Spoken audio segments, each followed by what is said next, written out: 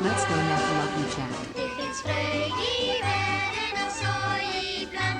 Det finns hopp i vår värld och ängslan minsann. Vi har mycket gemensamt som vi må förstå. Det är en liten värld ändå. Det är en liten värld ändå. Det är en liten värld ändå. Det är en liten värld ändå. Det är en liten värld. En el mundo hay risas, frid och luz, esperanza, fe y también temor. Mucho hay en verdad que poder compartir entre la humanidad. Muy pequeño el mundo es, muy pequeño el mundo es. Debe haber más hermandad, muy pequeño es. It's a world of laughter, a world of tears. It's a world of hopes and a world of fears. There's so much that we share that it's like we're aware. It's a small world after all. It's a small world after all.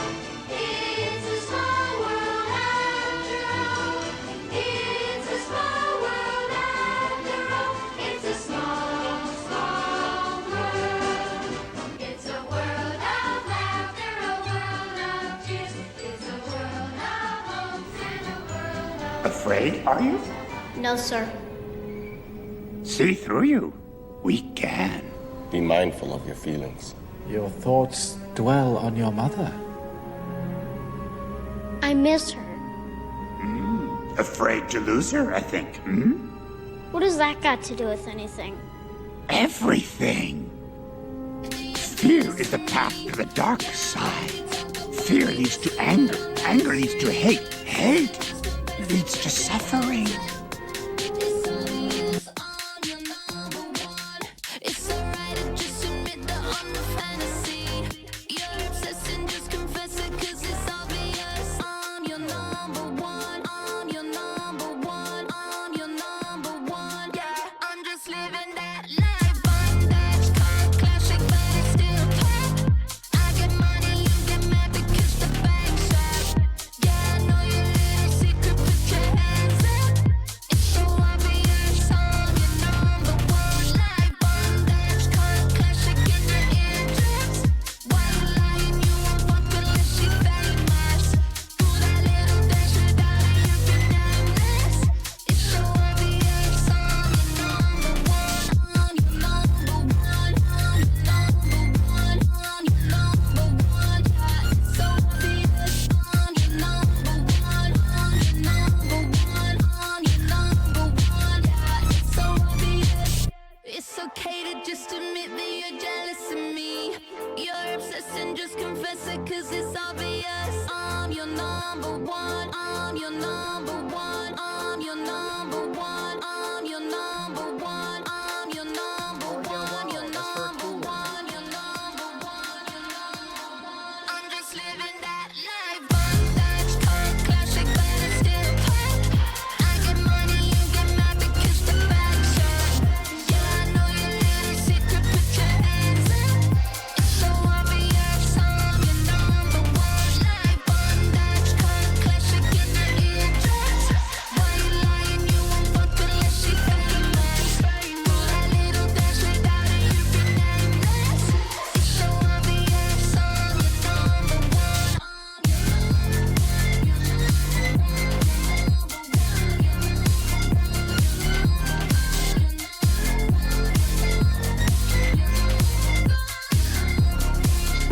I'm just living that life. Bondage, car, classic, but it's still pop. I get money, you get mad because the bank's up. Yeah, I know your little secret, put your hands up. It's so obvious. I'm your number one.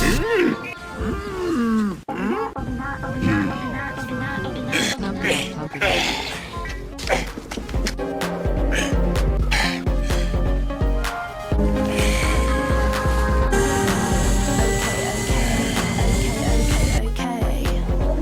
Here we go.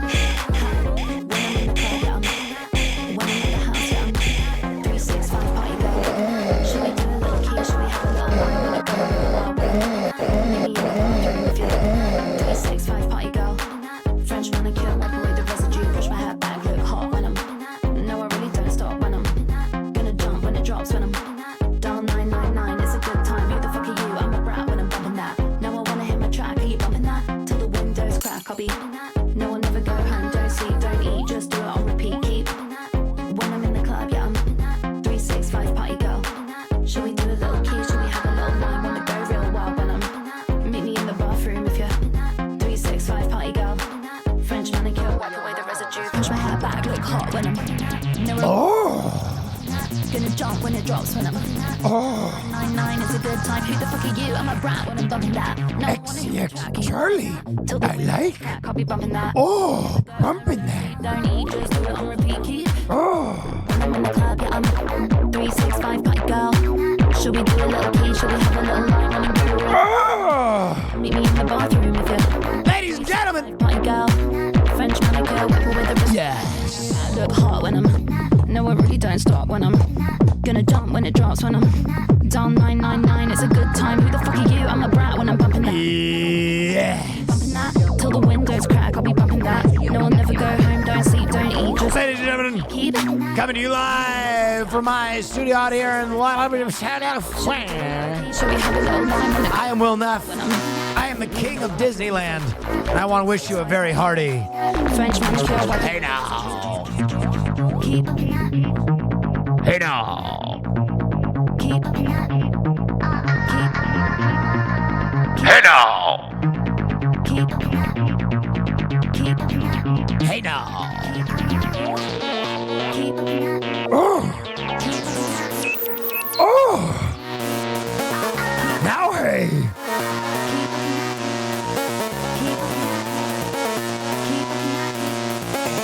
Hey now.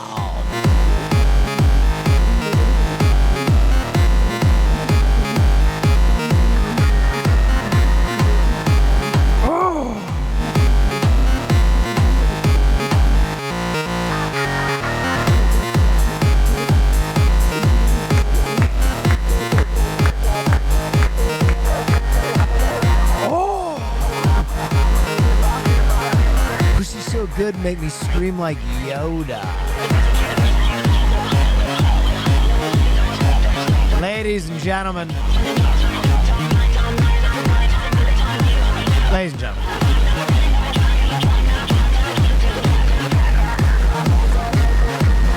Welcome to the stream. It is Wednesday, my dudes. Let's take a look. Someone sent me their favorite moment from the stream yesterday.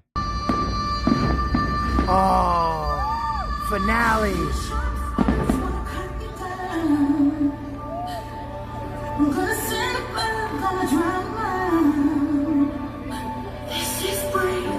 Chat. Would it be crazy if we kissed at Gay Disney?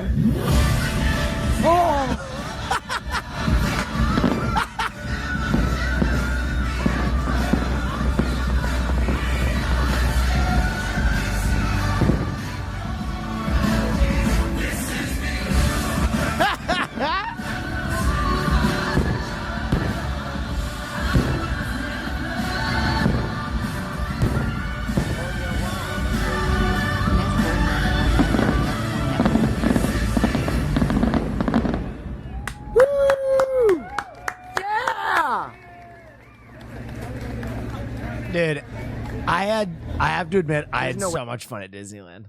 I had so much fun at Disneyland. wow, that's for Dude, the 50 funniest months thing, It's been. the Use my funniest, Jedi mind trick. I will.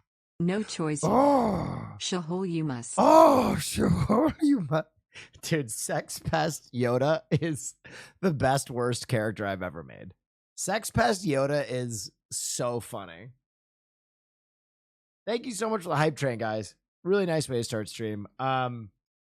Dude, so that's for cool. I was there waiting to be kissed. Neff the Neff bang it Will Neff. we met so many people at Disney. That's that lazy. It was comment, awesome. So you know he fucks. Yeah. Wow, that's for Oh, yeah. Oh yes, to the rank of Jedi Master. I Best grant you. clip hands down. Oh, dude. I saw this. Hold on. What's this button Nothing. do? What's this button do? Nothing. What's this button do? Nothing. What's this button do? Nothing. What's this button They don't do anything, Kelly, because that's not plugged in. What a piece of shit! What's And then this. Popular. Oh, it's a train station. Oh, where are we going? That's the music from Up. Is there an Up ride?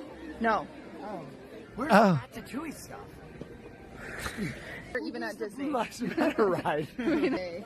I feel underdressed, Cutie. We're gonna buy outfits. We're gonna buy outfits. I feel nude in this outfit. All the stores here are closed. Are they closed right now? Yeah. Oh boy. I don't. Dude, the full surrender Cobra at the gates of the Star Wars world is so funny. The full surrender Cobra. I don't know. I think I hate it. Dude, it was so funny. So like, you talk about a comedic instinct. Once I figured out that like all the stuff that I liked was on the other side, it became Loved your such a Disney funny trip. It was so bit fucking to funny. just keep asking where all the Pixar stuff was and have Cutie be like, ooh. Cruise Nick, thank you so much. It was so funny. We all had so much fun. Where is Yoda? He's right there. He's big chilling. We'll have to bring back Sex Past Yoda. Hassan's face. Oh, dude, they were playing jams.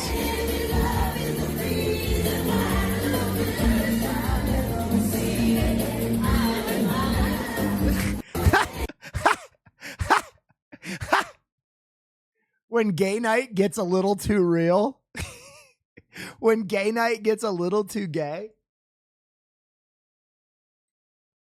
Dude, it was so funny because it's called Disney Pride Week is the name of the event we went to. Disney Pride Week. And Hassan just kept calling it gay night. Like we were going to like a glory hole somewhere. You know what I mean? Like it was one step above being like, oh, we're going to Homo Bash 24. It's like, that's not what it's called, bro. It's called Pride Week. And every ride we would jump off, we'd go, gay night! It's gay night! It's like, dude, it's not. It's called Pride Week.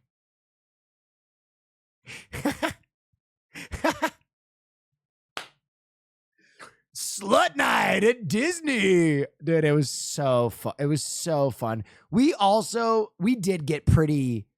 pretty drunk halfway through the night, which I think definitely enhanced the experience a little bit. But the whole stream made my face hurt. Dude, it was so funny. There were so many goddamn funny moments. Also, huge shout out to Hillary, I believe her name was. She helped us get on 2 of the rides really fast, which really just made the stream feel like so quick and fun. And then the food was excellent. And we went and got merch, and it was just a magic evening. I would go back. I would definitely go back, and I would want to do the California Adventure next time. You didn't get any matching merch? Yeah, we did. We got the Pride Edition. I got all the guys this ring. It is the Pride Edition Thanos Infinity Gauntlet ring. Oh yeah, Hang wow, on. that's very cool. So they had this for Pride, I gotta apparently. say, your movie classes helped me so much with this girl I'm talking to. Thank you There. again. Stay dangerous.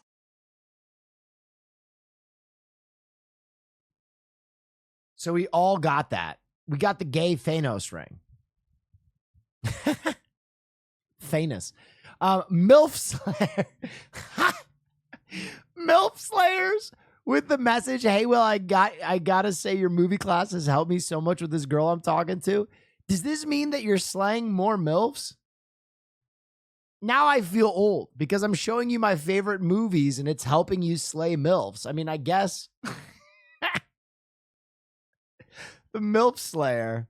Not Cutie. That's because Cutie's favorite Disney movie is the Lion King. So I got her the Lion King one. Cool. Neffel.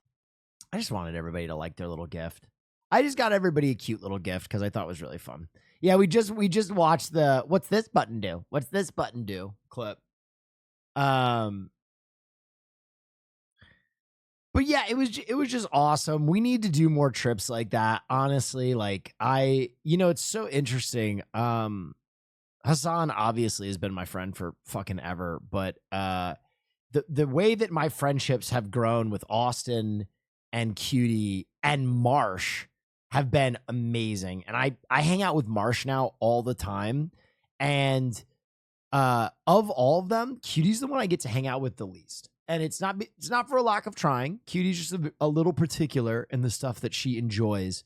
So taking her to Disney where she just feels awesome and she can get out of her own head and have fun felt awesome. Like Cutie was having a blast, and it felt so cool to just be having a blast with Cutie, because that's a rare bird right there. Did Austin get a gift? Yeah, we got him a sticker.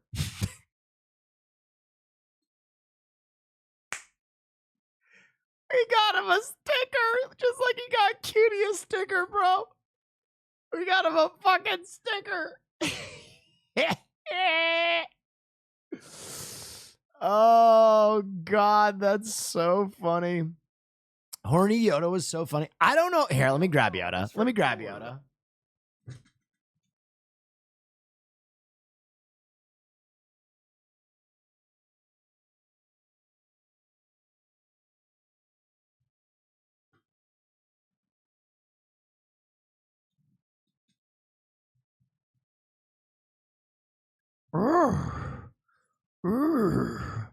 Oh, you look nice. Come here. You want to see something from Yoda? Take a look at this. Oh, feet for free. Feet for free. Oh, oh.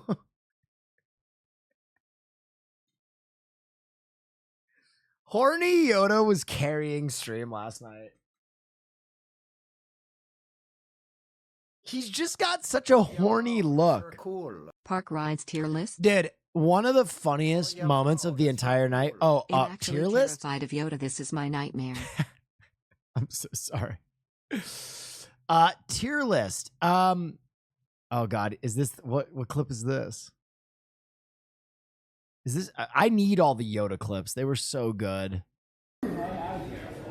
Tender slice of beef you are. Oh, yeah.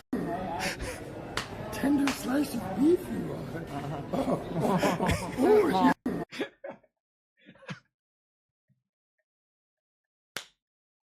Yoda fisting Hassan's mouth is so stupid.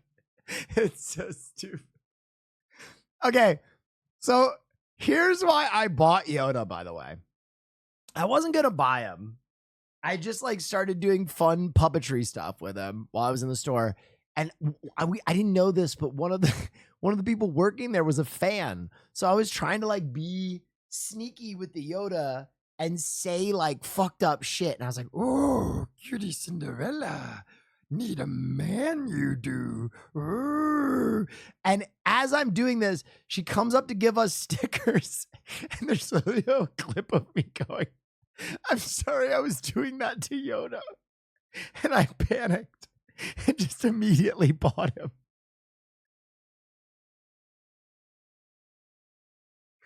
I'm sorry I was doing that to Yoda.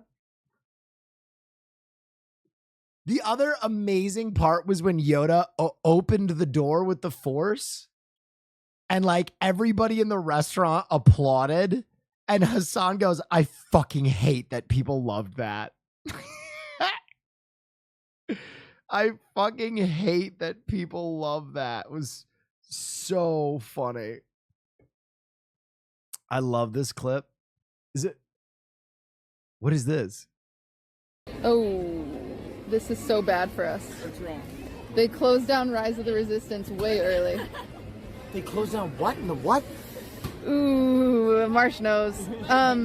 The Star Wars ride, they closed it down already. This is a trap.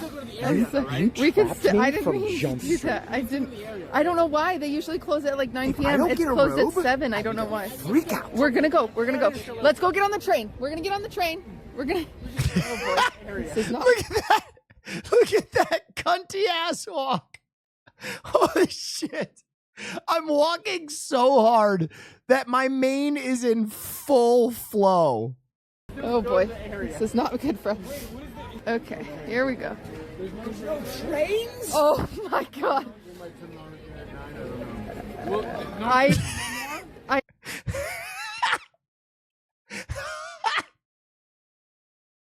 I don't know why. Okay, don't worry, guys. Cutie, what the hell's going on? This happens sometimes at Disneyland. Right Walk us there. Okay, we're walking. It said it was a 5-minute wait for the train. I don't. I'm Oh drunk god. because this my is bad for bartender us. loved my Okay. smile and my God, that last was name. My favorite way to enjoy a Will Neff stream. Love you, my guy. I'm drunk because my bartender loved my smile and my cool ass name. Hell yeah. That's for cool. Well, I'm glad you're enjoying the stream. Facial expression on point all night. Thank you so much for the subs, guys. Bro went full grumpy cat. Dude, it was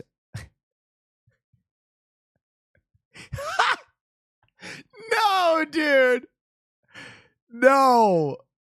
Can I post that as an emote? Will that post without the white background?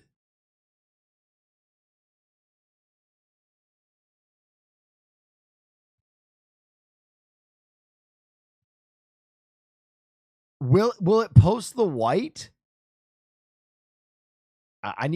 Okay. Wait a minute. Why is that saved as Neff Toddler? What the fuck? Hold on. Wait a minute. Wait. What? This is bullshit. Neff Toddler.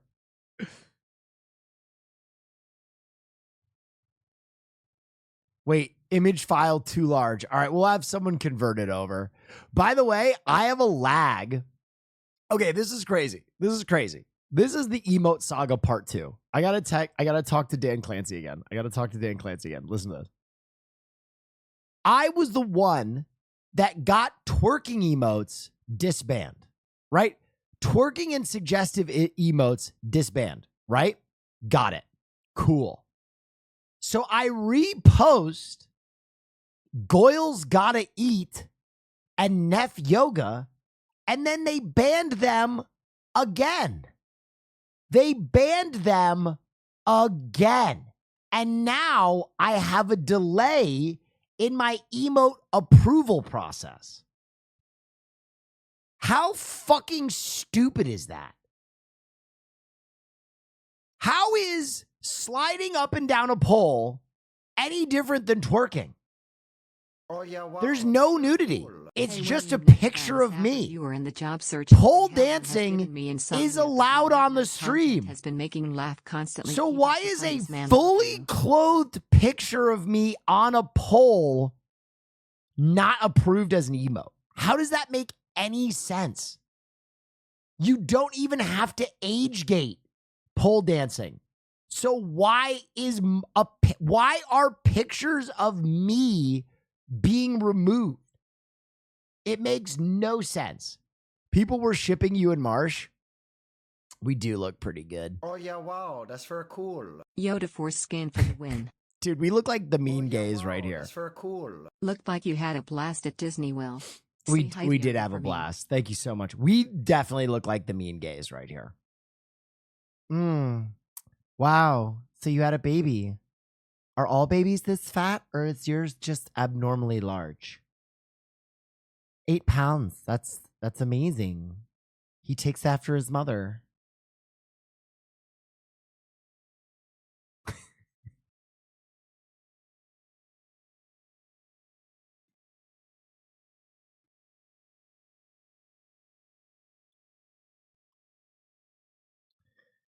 Tier maker. I didn't go to all these. I can evaluate the ones that I went on. I can evaluate the ones I went on. Okay. Didn't go on this. Didn't go on this. Didn't go on this. Oh, Didn't yeah, go on this. wow, Didn't that's go very on this. cool. I don't know. Is this the Matterhorn? This looks like. Wait, are those people flying? What the fuck? Goofy's Sky School. Wait, I didn't go on a bunch of these. The Incredicoaster wanted to. Wait, okay, this is the Rumbler, right? The roller coaster one. I would give this a solid B. It was good.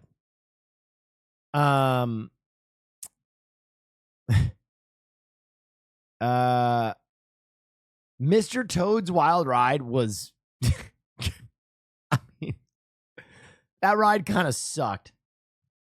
I'll be honest. I liked it, but it kind of sucked. You drunk drive and then you hit somebody, you go to court, you get tried for drunk driving, and then you commit suicide by driving into a train. And you go to hell. Which I thought was an interesting choice. God, I can't see what's what. Where's the Star Wars one we went on? Where's the Star Wars ride we went on? I don't see it. Astro Blasters. All right, Cutie cheated on this one. I give it a C. It's pretty fun. All right, first and foremost, Pirates of the Caribbean S. What the fuck? Bro, I was blown away by Pirates of the Caribbean. Blown away. It's peak. Because I'm going to be honest. Disney, so one thing I did not understand that was good to learn, that like now I understand, is I was like, wait, all of Disney's rides suck. They don't have thrills, they don't have chills, they don't have spills. And partially I was right because it doesn't have those things, right? But Disney, what I didn't understand is they're not trying to compete with the thrill seekers. They're trying to build ambiance, which is something I didn't get. They're trying to give you an experience. And Pirates was like the height of that. I was like, oh my gosh. There are so many animatronics. This is so crazy. Disney stream brought me the most joy I've had in a while. Oh, thank Glad you. you are getting trained on //. Yeah, it was very fun. Theme park, not amusement park. There you go. I learned the distinction. It's a small world. I mean, there's something there. There's something there. I don't know what it is, but there's something there. Where's the Star Wars ride? Wait, where? I don't see it. This is Star Tours. This is not the Star Wars one.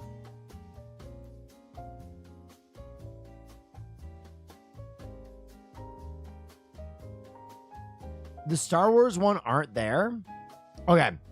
I would put the Star Wars one ahead of Small World in A. The Star Wars World one was awesome. A lot of good ambiance. The fact that it's a game is really fun.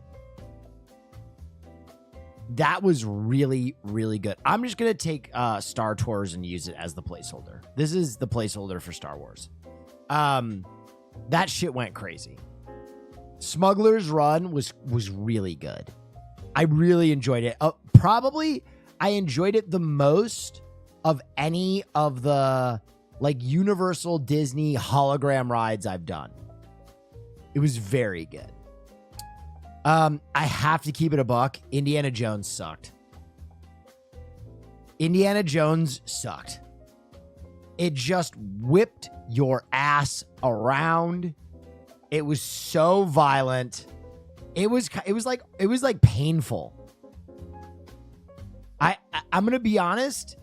The ambiance was cool. It looked very cool, but it was just painful. It was so maybe it's because I was like seated wrong or something, but I was just like smacking into the seat and like hitting my head and my body, and I was like, ow. Ow, dude. They warned you in the beginning it was painful. So I love Indiana Jones. I really do. If you are going to do a ride that doesn't have thrills and chills and it's like an ambiance ride, you don't need to do that. You don't need to beat the shit out of your rider. Like if it was an actual coaster and it beat the shit out of you, okay, but it's not.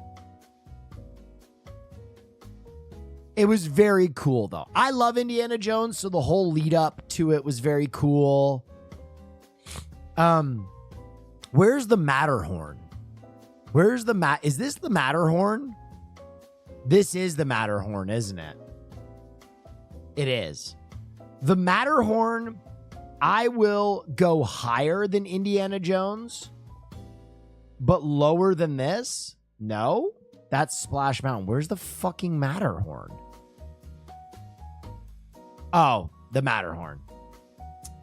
I would put this lower than this one.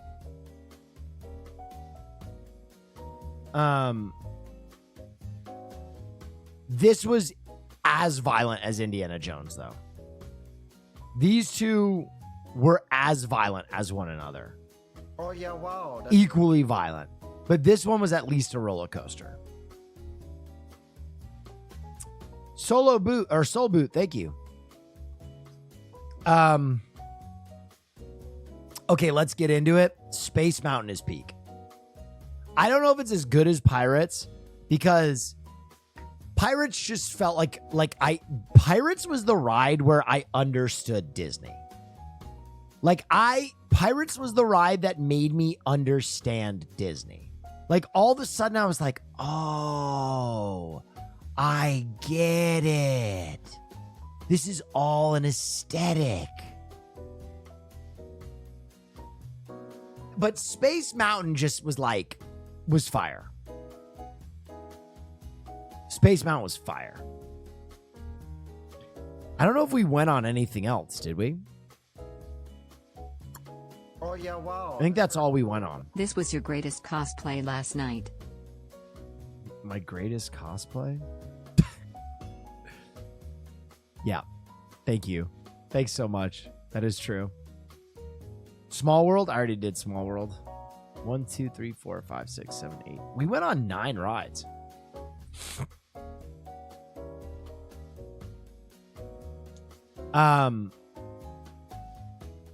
Dude, can I say something though?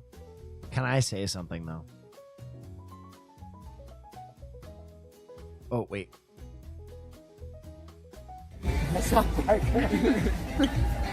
No, not in front of the children.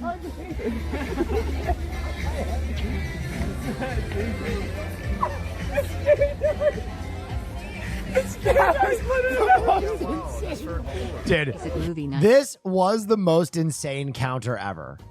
I went to propose to Hassan, and to counter it, he just fucked my head. No, not in front of the children. The most insane counter of all time. Okay. I'm going to say it. I'm going to say some shit.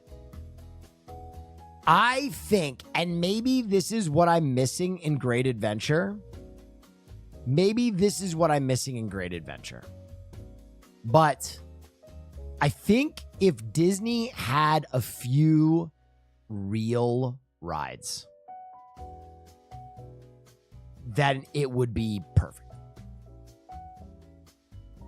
But it don't have real rides. At least on the side I was on. Because you throw a fucking Goliath in there. You throw some of these bad boys in here. Come on.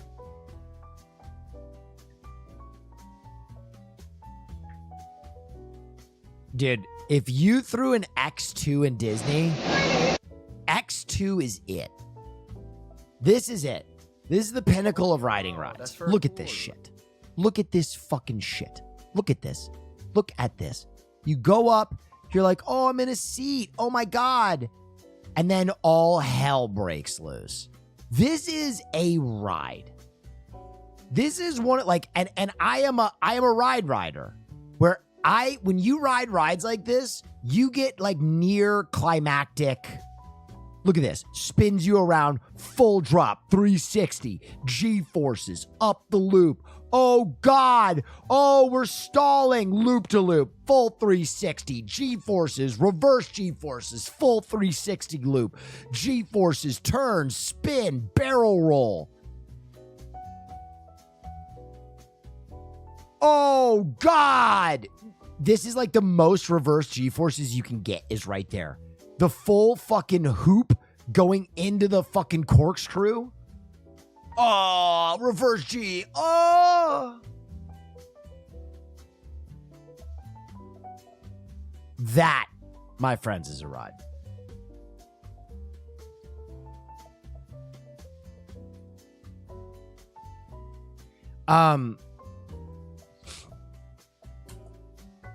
I love shit like that.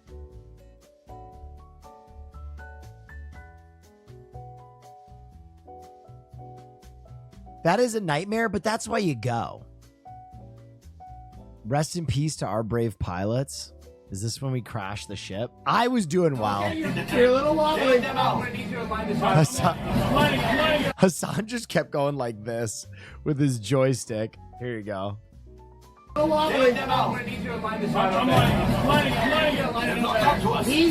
back and forth. I'm just up and down.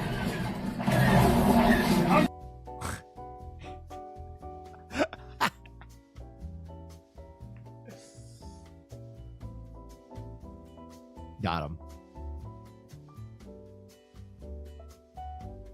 Wait, do they still have Talon at Six Flags? Dude, this is like my favorite ride ever. Talon is like the best coaster of all time. This shit goes... I love this coaster. It's so simple. It's so fun. It's such a good ride. That drop, boom, right into the park. Full back loop-de. Oh, tight. Yeah, and then into a whip corkscrew. Down, reverse G-force. Oh, into the floor, so you think you're going to crash. Reverse loop, blind corker. That's what that's what I'm talking about, bro.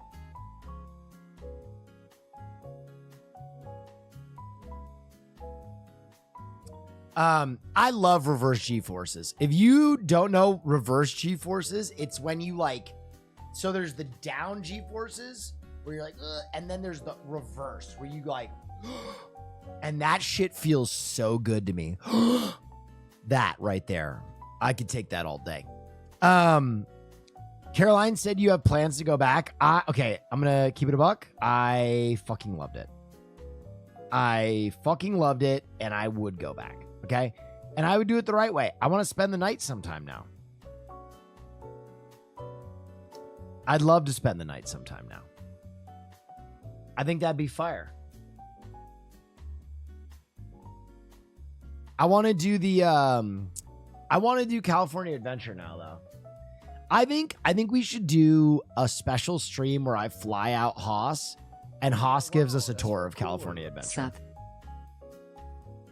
I was stuck on Invertigo at Kings Island for over an hour, 130 feet in the air. They offered us Little Caesars when we got off, the price of like two $50 tickets. Oh, no, I would have gone crazy.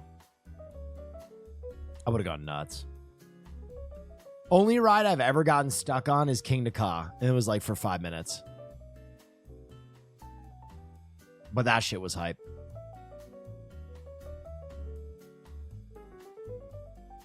We need to do Disney World too. That'd be awesome. Oh yeah, wow, that's very cool. 18 months, baby E. You ever been to Top Thrill Dragster in New Jersey? Or no, in Michigan, right? Yeah. I've done Top Thrill. It's like a smaller King to Ka. It was like the original King to Ka. Oh, The yeah, Intimidator. Wow, cool. Six Flags next. Six Flags, I want to. The Intimidator. Yeah, dude, I love big, wide open coasters like this. Big, wide open coasters like this are so smooth, too. You can just tell by the camera, too. This is not rattling at all. It's just a smooth fucking ride.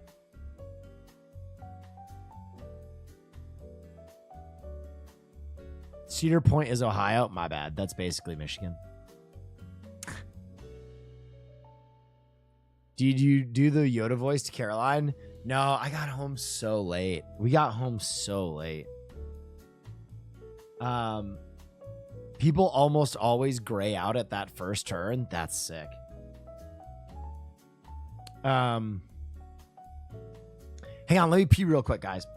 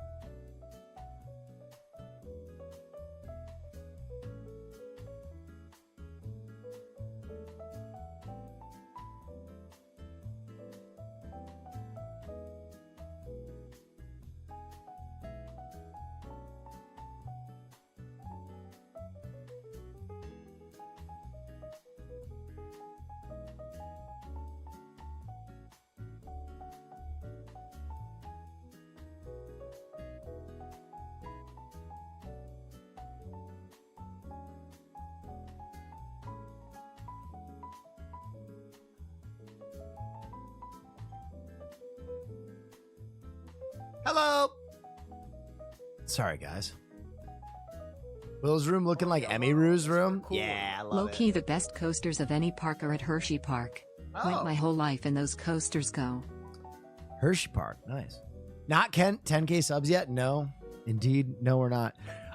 Guys, I have to be at the Elden Ring event so gosh darn early tomorrow. So glob darn early tomorrow. It is crazy. So I don't know how late I'm gonna stream tonight.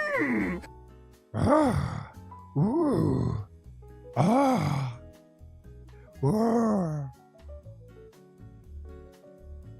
What's your call time? 9 a.m. and it's like an hour and a half away. Rip. I'm also kind of feeling a little under the weather. I just think because I've been, you know, out and about. I have a little sniffle. But I'm okay.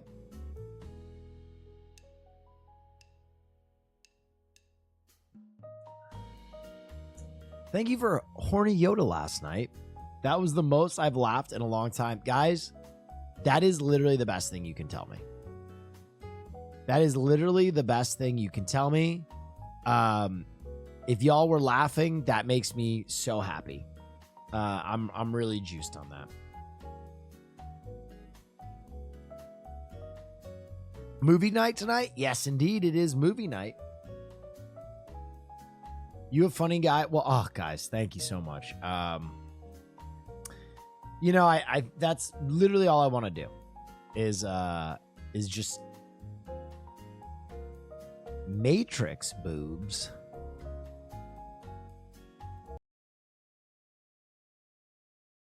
What is this? I can't.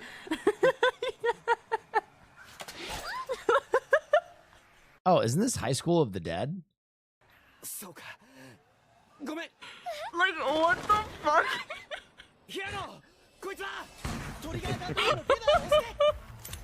Did they ever do another season of this? Oh yeah, wow, that's for They did like one season and they never did another season.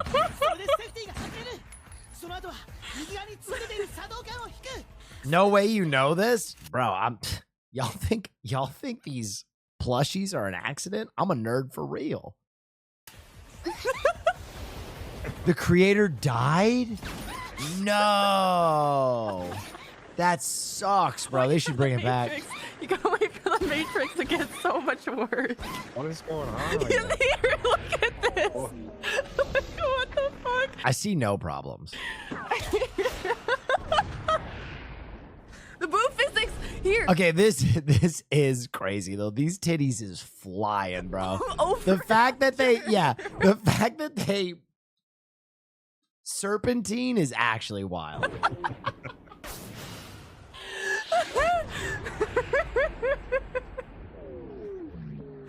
This is insane. That is a certified hood classic right there.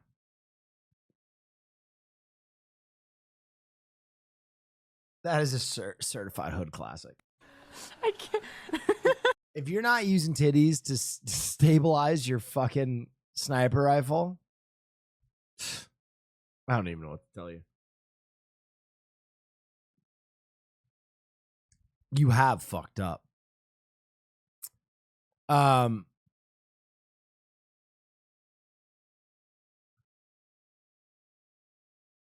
That's like one of the most horny, like inchy, right? That's the word inchy, where it's like not full blown porn, but it's just like horny.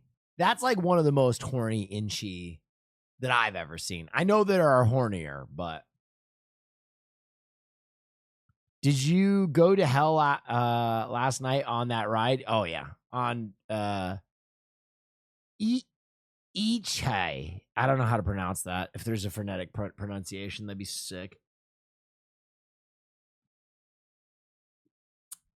High School DxD? Oh shit. Oh yeah, dude. What is? There's also this one. Prison School. This shit goes fucking banana wax. I forgot I watched this.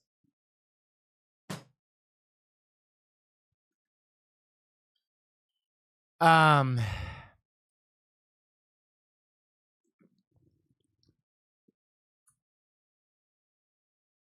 you guys have any food other than that restaurant? No, that was my biggest. That was my absolute biggest regret.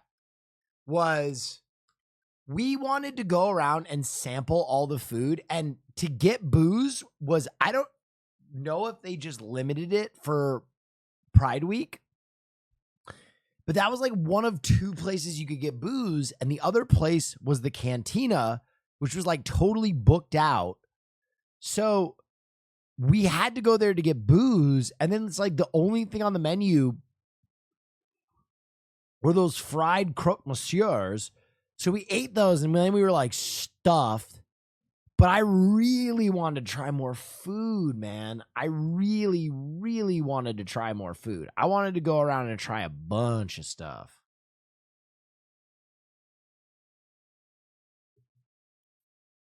And the fact that we didn't was kind of a bummer to me. Kind of a little bit of a bummer.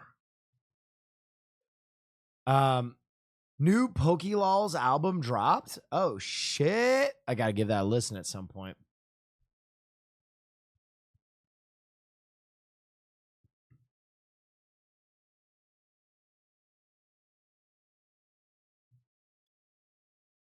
Epcot for the ultimate food experience. Was Epcot at the park we were at? I don't even know. I don't know these things. yeah, wow, that's very cool. Sup, punk. Sup. What is this? No. Why are you sending me this, Geoforio? Cinderella. And it's the tail butt plug in the middle of the road. Modern day Cinderella. I just feel like it's harder to fit a butthole, or it's easier to find a butthole that fits a butt plug than it is a foot that fits a glass slipper. But maybe I'm crazy.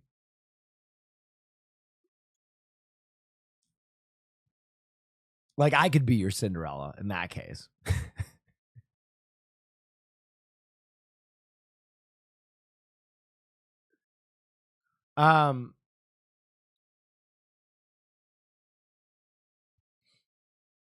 Dude, I got the sniffles. And I don't know if it's like an allergy thing, but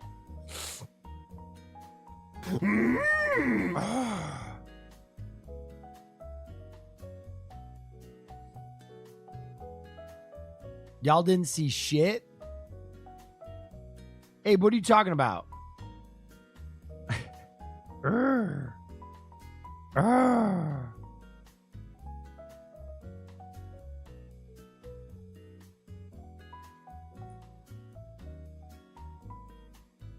Nothing. Honey Yoda. Oh yeah, wow, that's cool. Thanks for the kick-ass vibes and all the laughs. Oh. People will. Thank you. God, guys are Y'all are building me up right now.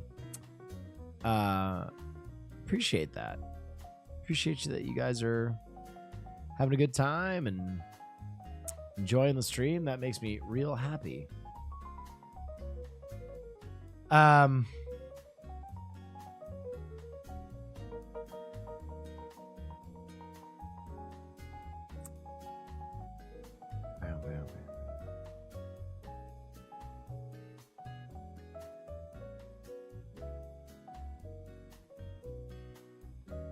Did you propose again?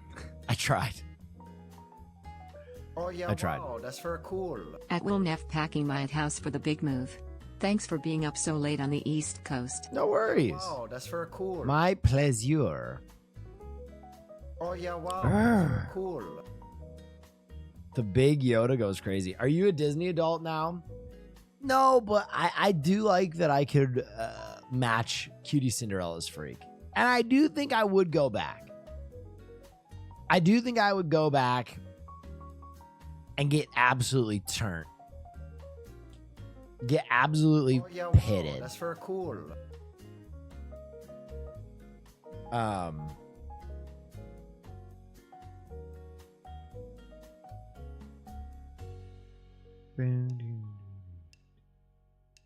Oh yeah, wow, that's very cool.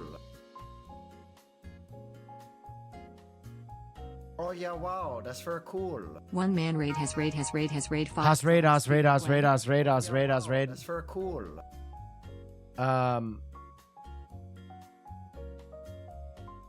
Ladies and gentlemen, boys and girls, it is time to reveal what the film is for tonight. It's time to reveal what movie we're watching for movie night, folks. Cool. You even gonna go to Tokyo Disneyland? I didn't go when I was there, but I might go next Oh, yeah, time. wow, Dude, I honestly think, you know what's really cool? We're very susceptible to like influence, and we're very susceptible to giving what you guys want, right? So if you enjoyed the Disney trip, which I think you really did, what you need to do is tweet at Hassan, tweet at Cutie, tweet at Austin, and be like, we loved the Fear End destination stream. We loved it. It was our favorite. It made our days. Do more, do more, do more. Because at the end of the stream last night, we were literally like, we should do more of that. And I think we should do more of that. I think the Fear End friends should go on trips. And the way we did it last night was perfect. Like, we got 2 streams out of it. Everybody was happy. You know, we got gifts for people. It just felt great. So if you enjoyed last night, juice it. Make it be known. Because I think we should. That is the type of content that I have always been trying to make. Like a little bit higher lift, fun. You know, we're all laughing, we're going out, we're having a good time. It's not serious. Just that's the kind of shit I want to make. And you know, I think the other thing that I'll say sincerely is like, the longer you're in this industry, the more you guys are like, you expect more from us, A, and we are kind of bored doing the same old shit, B. I'll be honest. The reason that I have made these days in my week, news night, film night, and music night, is because I just got bored of like going and kind of like vamping and blah, blah, blah, blah. So I like to give myself a little bit of a structure that I can lean into where it's like, okay, we're doing these different things. Okay, blah, blah, blah, blah. Bring Seer to the next one. I would absolutely love to. Well, I keep hearing that we're doing the next Camp Canute, but I haven't gotten any word on it. I hear it's in July, but July is very fucking soon, man. And I have gotten no word on this. So hopefully I hear something soon, because if there is Camp Canute, then I will be in fucking Austin with your boy Seer almost the entire time.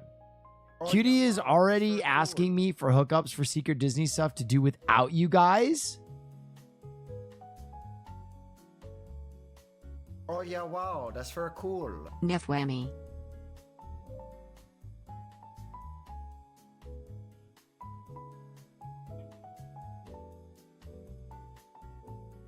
Oh yeah, wow, that's very cool. Or she is. What bitch? You are. Do not leave your friends out of Disney stuff from now on, or I will be there.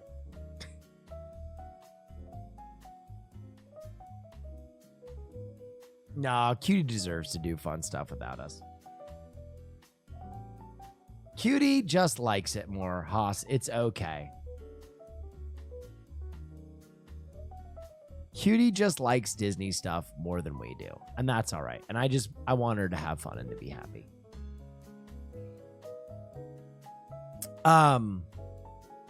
With that being said, ladies and gentlemen, wow, wow, wow, wow, wow, wow, wow, wow, wow, wow, wow. Wow, wow, wow, wow, wow, wow, wow, wow, wow, wow, wow. It's fucking Wednesday.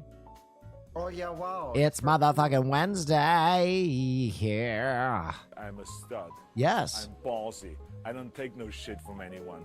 As a long-time advocate of heterosexual gay marriage, yeah. I have to ask you, what does Hassan turning down your proposal mean for the movement? Oh yeah, wow. I mean, cool. I keep telling Hassan we could be one of the most famous duos on the internet if we just got heterosexually gay married.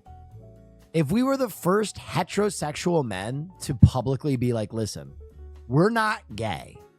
We're just done with women.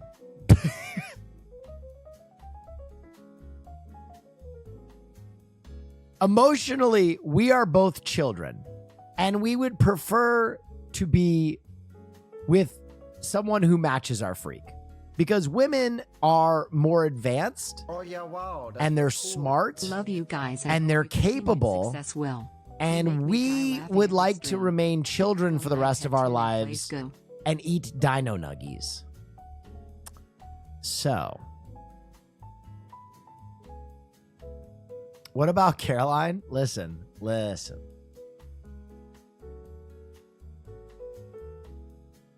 She gets it. You guys understand this is a bit, right? I hate when I have to do like, hey guys, this is a bit. She loves dino nuggies too, though. Thank God. Oh yeah, wow, that's very cool.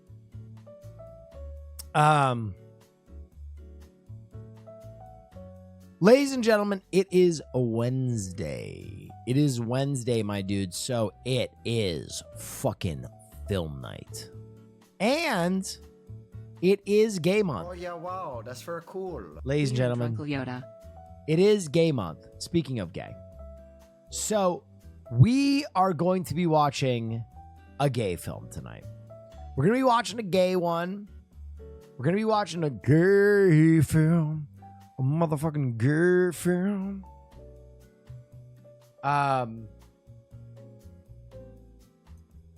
We're going to be watching one of my favorite gay films that we haven't watched yet. We are going to be watching the gay film, The Birdcage. I love The Birdcage. If you've never seen this movie, it's a Robin Williams film. It's incredible. It's really funny. We've watched gay films before. We've watched The Handmaiden. We've watched Brokeback Mountain. We've watched a lot of heavy gay movies. We've watched a lot of heavy gay movies. But we've never really watched any kind of fun, funny, silly, whatever movies. And that's The Birdcage. The Birdcage is great.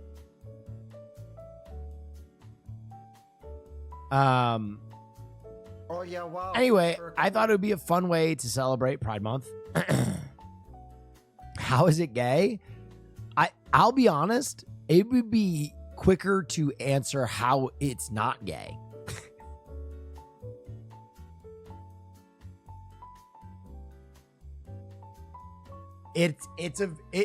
You're not gonna have to search. You're not gonna have to search how this movie is gay.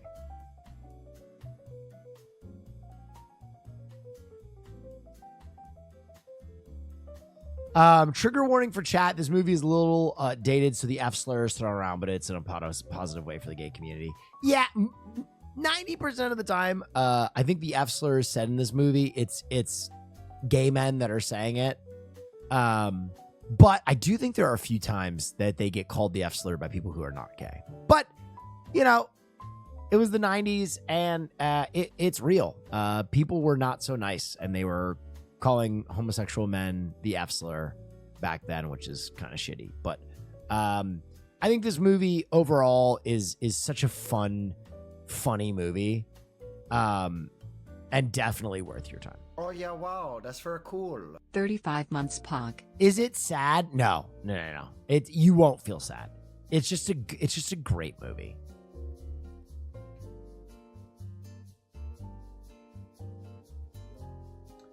Are you gonna stream this on Kick just to be safe? No, I'm gonna use YouTube Free Movies, which is YouTube's movies that they license for everybody to watch. Jay Schniffer also watching Will Neff. Fuck you. Huh? Jason, fuck you, man. Sorry.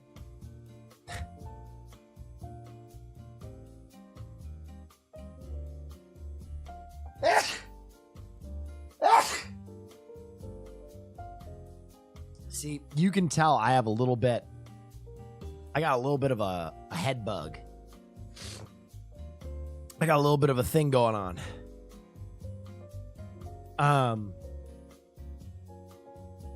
I might get some soup. Kind of sounds good to me.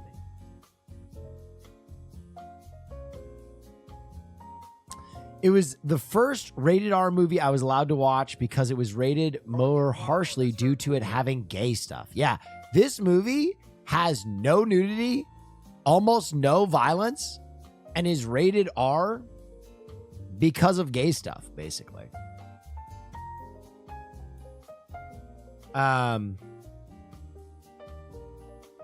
But I thought it would be a great movie for Pride Month.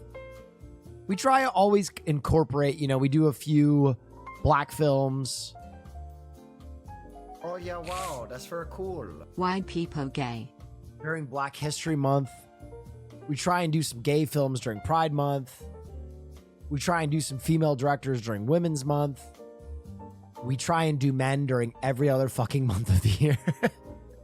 No, I'm just kidding. I really do try and have a pretty good diversity of film in here, because I think you become a better film viewer when you watch a bunch of different stuff.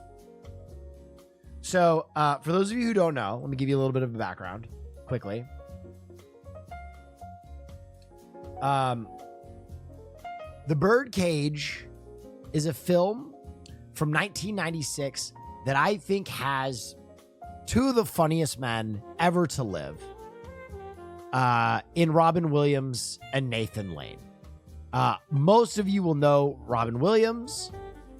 Some of you won't know Nathan Lane, but I'm sure you've seen him before. Nathan Lane is absolutely fucking hilarious. Oh, that's very cool. The Pinnacle Theater Writing kid. in your film class turned it into one of Here they my are. favorite movies. That's awesome.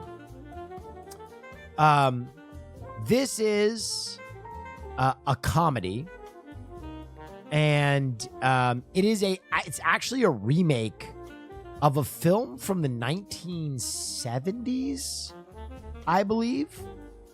And it is about a gay couple that own a club in Miami, and they have a straight son, and comedy ensues. This cast is insane. It's got Gene Hackman, Hank Azaria, Diane Waste. Really a unbelievable cast. Really funny movie, and you don't have to be gay to enjoy this one. Okay. There are some gay films that are so gay that sometimes the straights can be like, what does that mean? I don't get it. This doesn't have that energy at all. It is a very palatable for a wide audience gay film that is still extremely gay, but really, really fun. So that's the film for tonight. I guarantee you will like it. Okay. Now let me get into my film. To Wang Fu. Yeah, that one is wild, but it's got,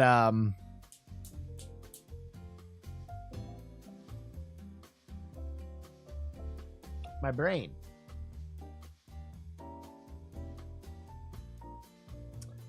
It's got Patrick Swayze in it.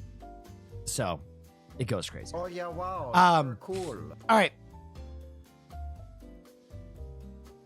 Let me give you a little bit of a spiel of what's going on. So, ladies and gentlemen, I will answer this question once tonight, and I'll see it asked 100 times. How are we doing this tonight? How are we doing this? Well, I will be watching this using YouTube Free Movies. YouTube Free Movies is a YouTube-owned page where they license films that have very inexpensive licenses usually, and they make them free for their platform. At the end of the stream, I will be deleting my VOD so that there's not a copy. And during the film, I will be splitting the audio so that we're not creating a copy of the audio either. It's legal gray space, but still it's pretty okay. I will be turning off chat. I will be turning off donations, and I will be turning off alerts during the film as not to ruin the integrity of the movie. So if you wanted to donate or sub, get it out of the way now or not at all. Just hang out and have a good time and watch the movie with us. At the end of the movie, I will be answering questions about this film or about film in general, and I'll do my best to just enrich you as a film watcher or a film appreciator or a filmmaker maybe one day. That's film night. That's what we do every Wednesday. And yeah, I appreciate you being here. One thing though, we have a set of rules. We have a set of rules that we watch. Just so that everybody knows best practice during the films. It's 3 minutes long. We watch this every night. For those of you who've been here before, this is your opportunity to grab a blanket, hit the lights, get comfortable, do all the things that you need to do to prepare to watch a movie. But for those of you who is your first time, I would suggest you maybe check out these rules so that you get the absolute most out of your film going experience. So with that being said, ladies and gentlemen, here are those rules. I'll see you in 3 minutes for the 1996 gay comedy classic, Gifted a tier The Birdcage. to Senator_Owl. Oh yeah, wow. That's for It's a groovy time for a movie time. So grab your gal and grab a seat. But don't forget to get something to eat. Delicious meat and nutritious meat. You can't beat my meat for Oh yeah, wow. That's for cool. Sucking on me is really neat. Don't be a jerk and don't be a fool. Be a good neighbor and follow these rules.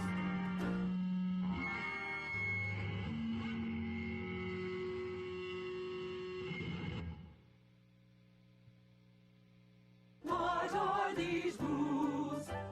Remember to keep your shoes on at all times. Don't pull your penis out unless you really need to. Indecent exposure is a class 2 felony. Don't talk once. Don't talk once. Behavior wasn't. Don't let it work out. We still have a fucking money. Do not shit coaching out the seat if I don't you while sitting there. I am everywhere at once. And I will cut you up if you make out. Yeah, I will cut your lips and tongue from your head.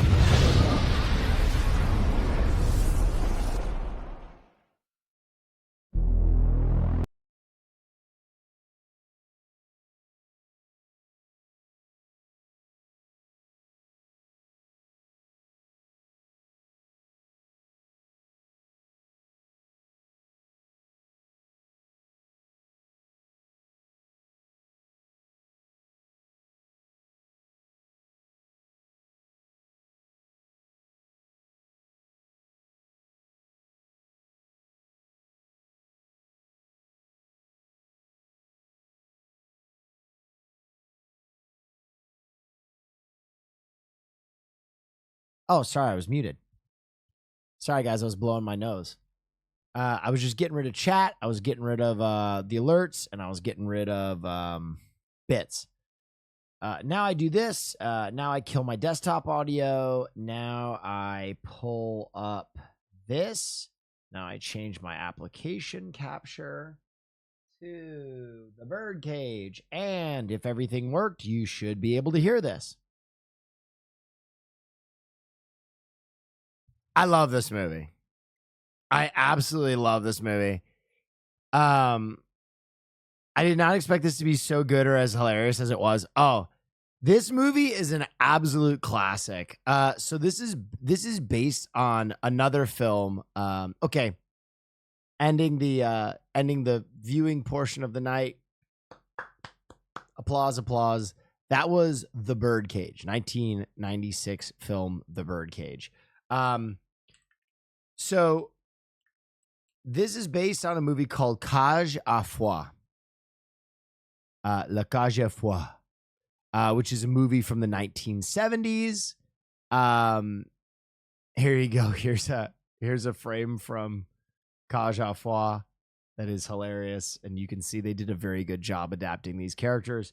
I frankly prefer The Birdcage. I love The Birdcage. And I think The Birdcage is it's one of my favorite comedies ever. Obviously, when you get Hank Azaria, Nathan Lane, and Robin Williams in a movie, they're going to absolutely slay. And they do. Hank Azaria as Agador is so goddamn funny to me the entire time. And, you know, I think The Birdcage, it's a really interesting film, and I wanted to watch it for Pride Night, or Pride Month. Sorry, I wanted to watch one Pride film because, you know, in 1996, we forget how far the cause has come for our homosexual and non-binary friends or trans friends. But in 1996, it was a different world for the gay people living in our country. And certainly... oh, thank you so much. Thank you for the 20 gifted. Appreciate you so much, Shutters. That's a lot of juice. Thank you, thank you, thank you, thank you. Thank you. Thank you, thank you, thank you, thank you, thank you. It was a different world for gay people, and particularly the issue of being gay parents. It's crazy how far that has come. We lived in a world where so many awful things were said about gay parents. One of which, you know, is that obviously being gay, having gay parents would make you gay, which is the furthest thing from true. And I think, thank you so much. I do think that this film is obviously a pure comedy. It is through the lens of comedy, and they probably could have hit certain things a lot harder. But as I always say, I think sometimes the way to make people accept things the easiest is through comedy. through the lens of comedy. And God, did they take the piss out of Republicans in this movie.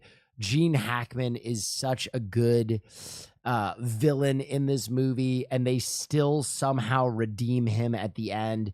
Him falling in love with Nathan Lane they don't make women like that anymore is just, it's so perfect. And, even though Val is such a cunty kid the whole time, that line where he goes, this is my mother, is so amazing, and it's so cathartic, and it's so well done.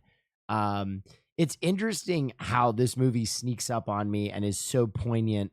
And they don't really beat it home, but they just show you how it kills these men to be anything but themselves.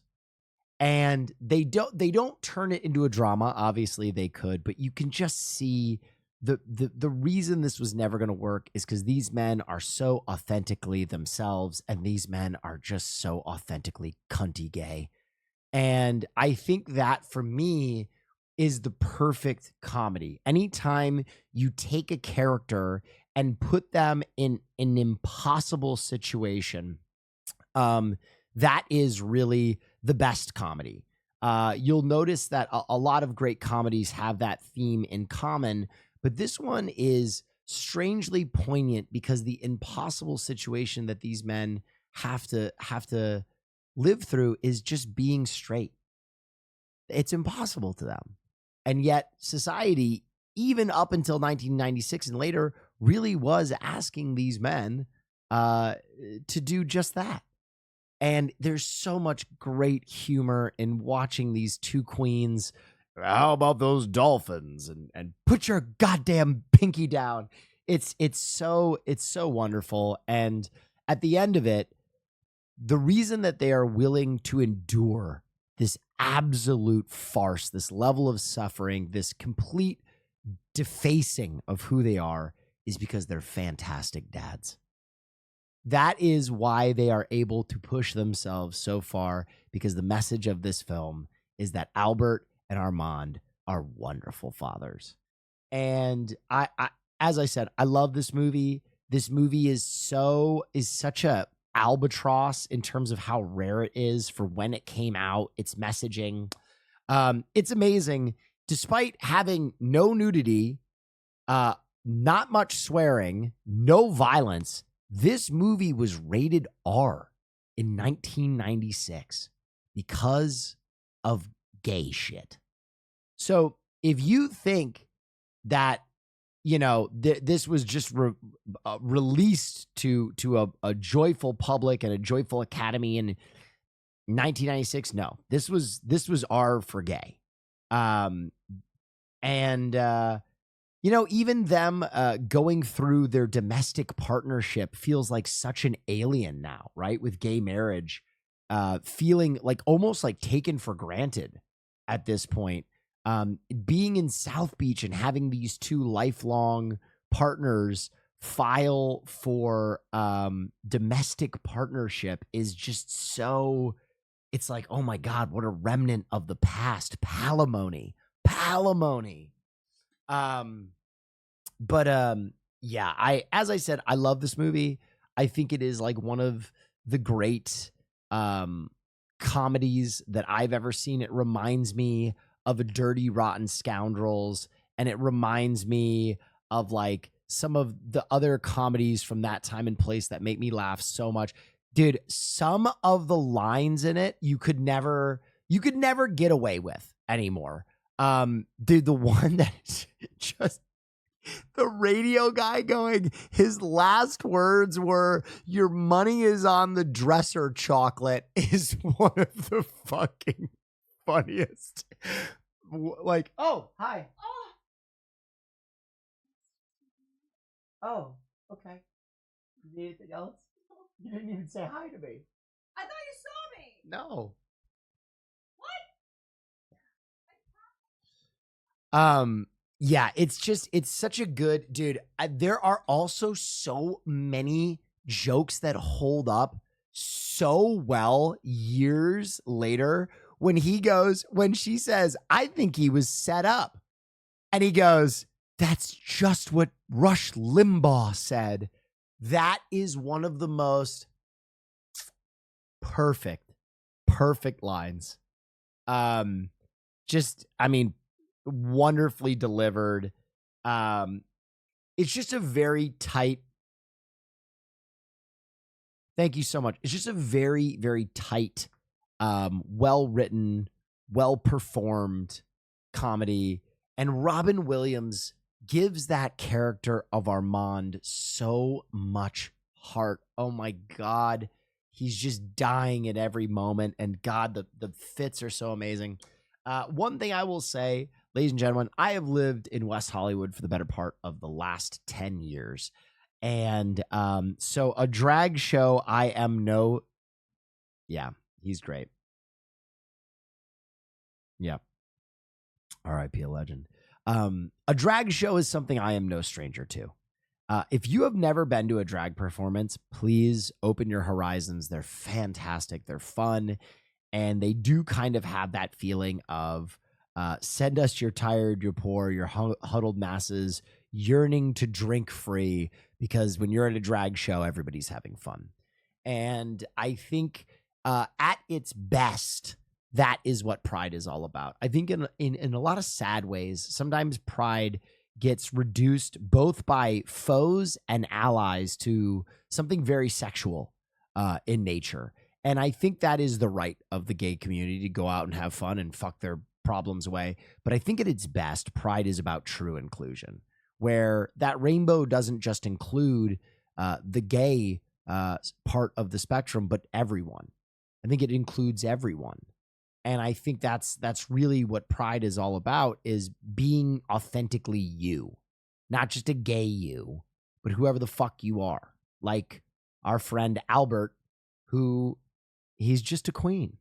He's just a fucking queen. He'll never put that pinky down. He was born with that pinky up.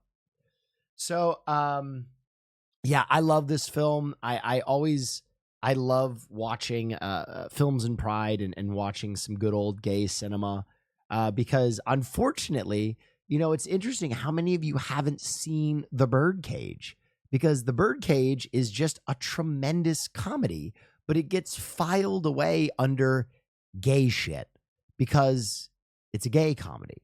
But it really, I almost do it a disservice by showing it during Pride, because it's just a tremendous film. It should be up there with the Caddyshack and the Naked Guns of the world, because it's just a wonderful film. But I'm telling you, many of you probably haven't seen this film, even though it's a Robin Williams, Nathan Lane, Hank Azaria, Gene Hackman movie, because it's gay shit, right? You see the cover, you see this when you go to rent the movie, and you go, well, this is gay shit. This isn't for me. So, I showed it for Pride Month, but I don't think it is a film that should just be filed under gay shit. And all the gay movies I show because they're great films, not just because they're gay. Always keep that in mind. Last year we watched Brokeback Mountain, and I sobbed like a fucking child. And tonight, the plan originally was just to say fuck it and watch Moonlight. But I couldn't do that to myself the night after Disney. I was riding too high, and that movie is absolutely gutting. And he wasn't ready. So we kind of watched the antithesis of Brokeback tonight. What else can I tell you about this film? This movie is by Mike Nichols. Charlie Wilson's War is another movie he did that's very good with Philip Seymour Hoffman, if you would like to watch another film of his. Obviously, Nathan Lane has so many incredible projects to watch. If you liked this movie, the next one I would go to is The Producers.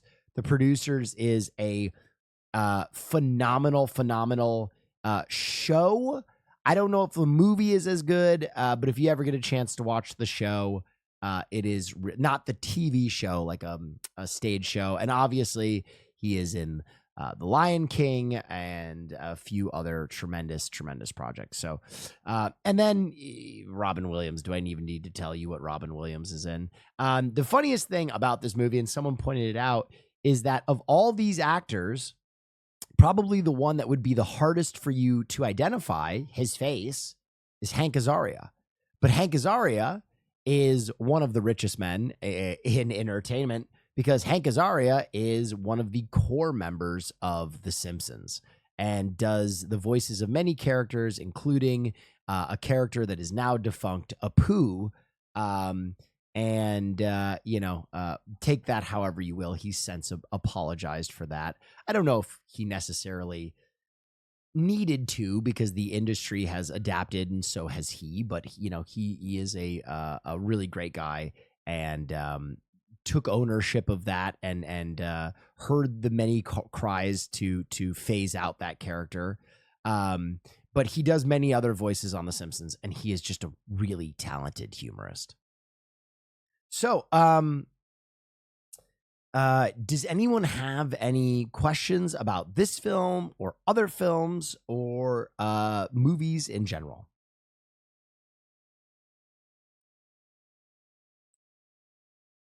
Have you seen Brockmire? I have not seen Brockmire. I hear it's very good, though.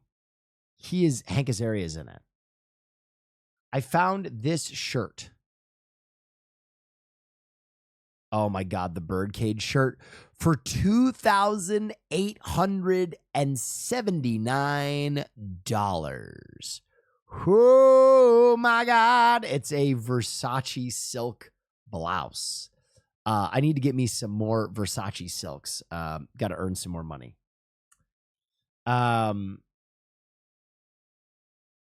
Christie's, Robin Williams and Diane. Oh, you could. Are these? Wait, what? They have the costumes? Oh, this was auctioned in 2004. Okay, I was about to say, what the fuck? All right. Let me put on some music, by the way. Ba-da-ba, ba-da-da, ba-da-da-da. Ba-ba-ba-da-ba. We missed it by 10 years. Yeah, I saw. Where can we watch the Lovecraft short films you made? Oh, They Hear It? I would need to find that for you guys. I need to take some time to find that. Yoda is way shorter than that. I mean, this is Sex Pest Yoda. The straight looking tank top from the Birdcage. Love that. Thank you for showing this great film to me. Appreciate it. How many of you were seeing the movie for the first time tonight? One's in chat.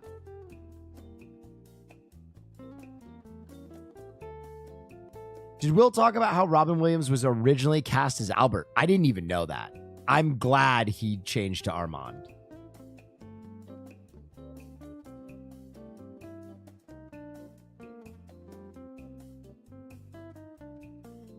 Nathan Lane praises St. Robin Williams for swooping in and saving him during Oprah interview on the Birdcage publicity tour. He wasn't ready to come out. Isn't that incredible? Isn't that credible? He was not ready to come out. We got to find that on YouTube.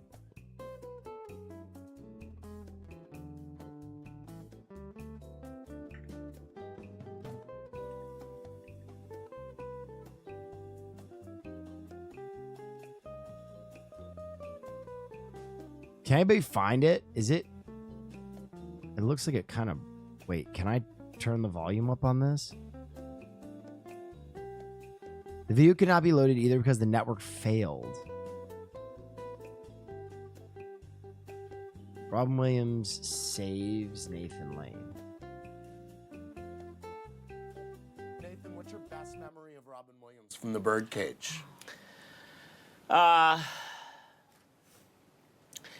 There was one day where I was filming, there was a musical number that was eventually cut. You hear the beginning of it in the film. I'm singing the I missed the beginning. Will the VOD be available? No, I'm sorry. Film night VODs get deleted. That Boy Foxtrot. And so, but we did the whole number with the audience, and Robin had a day off of from filming, and but he wanted to come in and be there just to be supportive of me. And I said, you don't have to come in on your day, enjoy your day off. And he said, no, I want to be here for you. And he was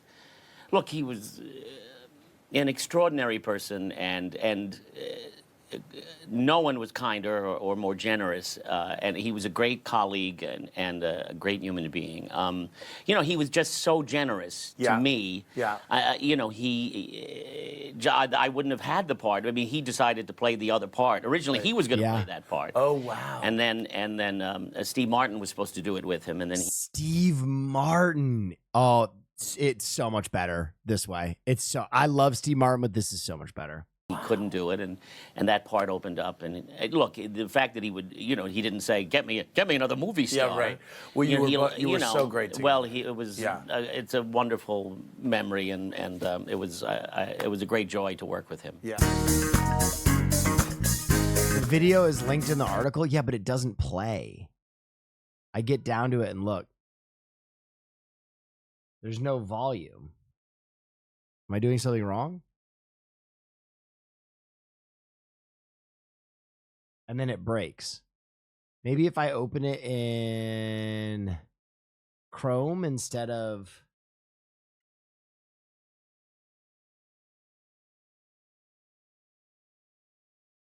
First starting with There we Mike go. Nichols, Yeah. who is sort of his legendary Were you afraid of director. taking that role and being like typecast and people forever saying, are you not? Is he, honey? I don't know. Girl, you changed just in the middle of that sentence. I don't know. I'm telling you. Don't make me come out there. What was that? I'm all of a sudden, Yeah. So? What was the question? All right. Being typecast. Well, not really. I mean, I'm not... I don't have an image to uphold. I'm basically a character actor, and I'm not a sex symbol. I sort of, from role to role, I'm usually pretty different, and so no. And the material was so incredible that I don't know how you could, turn it down because you would be worrying about your image. It's a wonderful character and very nurturing. I think, Dude, I mean, guys, if that doesn't put it in perspective, dude. If that doesn't put it in perspective, that Nathan Lane was in a movie about being a gay man, and he's like one of the greatest theater actors, he gay, and even he was still like, I can't let Oprah know. And Robin Williams sensed that. I mean, what a different world we're in. Shut up, Yoda. Jared. Robin Williams did it so smooth. Robin Williams was just quicker than everybody else.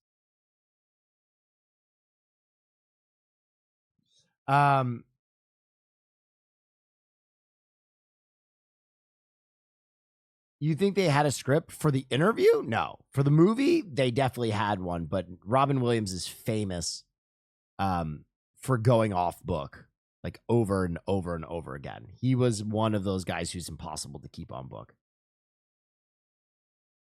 If they didn't know, what is this clip? It's the fireworks again. Hey, Will. I've gotten advice from you a few times over the last couple of years, and now I've written a few scripts, got elevator pitches ready, etc., but I have felt kind of lost about where to go from here. Any tips for breaking into the industry? I will also alternatively take Horny Yoda's advice. I mean, you are at the precipice. Now you have to let people read your stuff. You have to send it to studios or reach out to agents or find directors to start making your stuff. I think that's always a good way to go, is find one of your projects or a piece of one of your projects that you can make on the cheap and bring it to life and put it out there and have people start looking at it. But yeah, man, now you're at the time where you got the product. Now you got to become a snake oil salesman.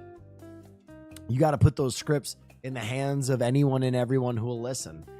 And, you know, proximity to the industry helps at this point. You gotta go find people making film and be around people making film and say, hey, I have a great film you can make.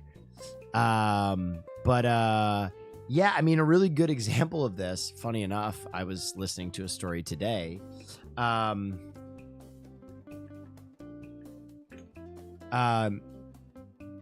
of the best examples of this is, where is this guy? Chuck Lorre.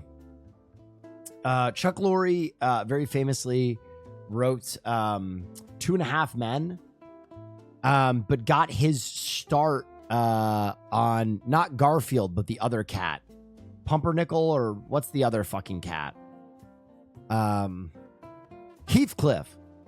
He got his start on Heathcliff because he was doing something in the same building as DIC, which was the cartoon maker, and he was a writer, and he literally just started hard pitching them and was like, let me write on Heathcliff. Let me write on Heathcliff. And they're like, all right, we'll let you write a test episode. And he wrote a test episode, and it was all down from there. Like he literally just had this belief that he was a writer, and he just kept going and going and going. And then he ended up writing on Spin City, and that's like really where he got his first start. And now years later, he's one of the richest screenwriters that has ever lived, because 2.5 Men was an absolute roaring, ripping, full fire alarm success. But yeah, you're now, once you have some scripts written and you have your elevator pitches, now you got to go pitch, and you got to find people to pitch to, and that's not easy.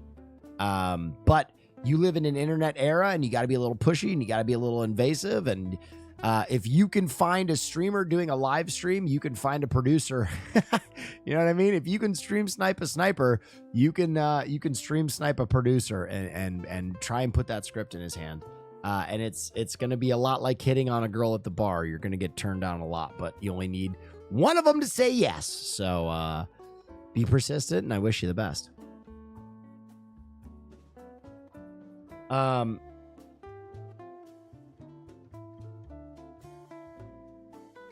Film students is another great place to start to make one of your projects on the cheap. Hey, Will. Don't know if you've seen this, but this is an example of a guy who made a movie in high school and now is being made a major Hollywood studio. Nothing Except Everything. I haven't seen this. So many random. This is cool. I'll have to check it out. All right. Other questions. Film night questions. We do this every Wednesdays. Copyright your scripts? Yes. Copyright your scripts. Copyright your scripts. I'm going to teach you one thing. This is called the poor man's copyright. This is the first thing my dad taught me. Poor man's copyright. If you cannot afford a copyright, which I would suggest that if you're really pitching these and you really believe in them, you should actually get them copyrighted, but a little expensive. The cheapest way to do this, if you need a dire emergency, poor man's copyright, put a date on it, sign it, put a picture of you with the script and today's newspaper, a Polaroid, in an envelope, and send it to yourself, sealed, and don't open it. That is the poor man's copyright. It's not guaranteed to work, but it gives you something.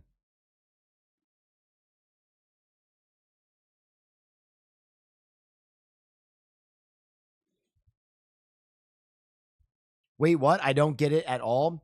The idea is that if you can prove that you had it, possessed it, and you had it at a certain date before the studio did, then you at least have some kind of claim to it.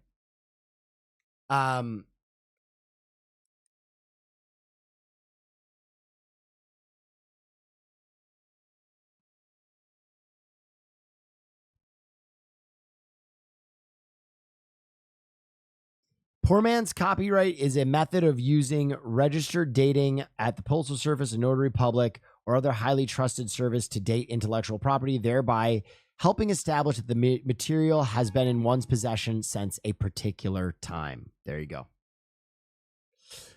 Thanks so much for the wonderful movie. I didn't know I needed to see this as much as I did. Armand and Albert reminded me of my gay uncles, and seeing them being themselves brought tears to my eyes. Yeah, I mean, I haven't talked about this too much on stream, but I'll talk about this. I had a gay uncle. Not a blood uncle, but a guy named John Schweitzer who grew up with my mother and my aunts. And he was the best fucking guy. He was a chef in New York City. I absolutely loved spending time with him. He really was just incredible, and he was an absolute pleasure to be around, and he made everything better. Unfortunately, he passed away when I was in my mid-teens, which was really, really tough. Yeah, John Schweitz was the best, and I miss him a lot. And he had a great funeral. He had one of the coolest funerals. His favorite he was a chef, but his favorite food was White Castle. Go figure. No accounting for taste. So it's the only funeral I've ever been to where he had a White Castle pyramid. And it was strangely joyful. But yeah, he was an awesome guy, and I miss him a lot. And he's probably part of the reason that I turned out the way I did. Getting to spend time with him in New York City and having him cook for me is, part of the reason that I am spicier than your average bland white guy. And I really appreciate him for that.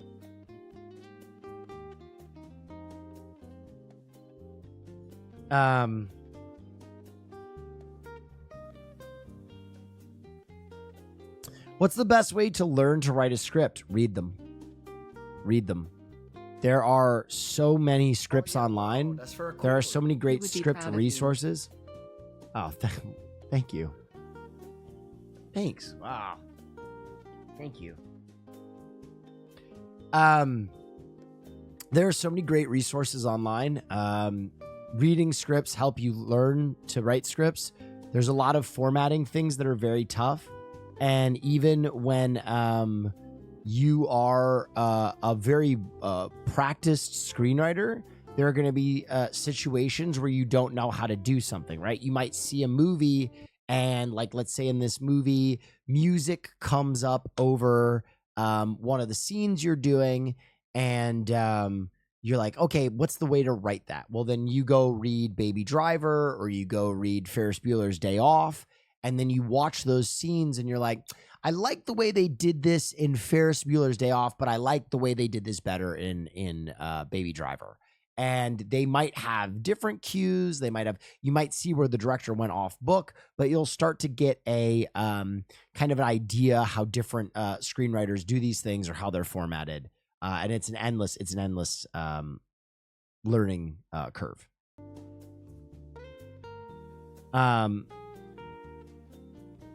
One thing I would say, I hate to say this, but I'm gonna keep it so real with you.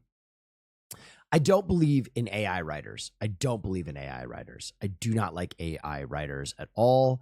It is not my bag at all. But I will say that if you have constructed a screenplay and you want AI to check your formatting, that is okay. AI can help you check the formatting of your script.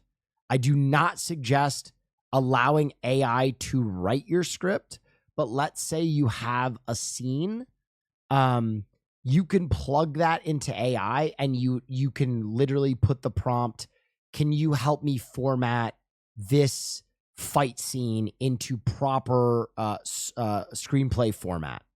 And sometimes that will help, sometimes it won't. Sometimes it'll break it, but it is a way to like help you, almost like what was the old notebook they gave us for grammar, the ASL grammar notebook. It is kind of like a helpful way to see how things could be formatted or should be formatted.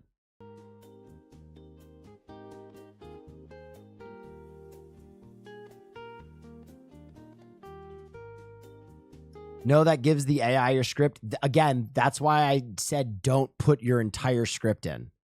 I literally said if you have one scene that you don't know how to format, put that one scene in. Don't just hard plug your entire story into AI and say, write me a script. Use this sparingly. This is a calculator to help check your work, not a tool to create your project.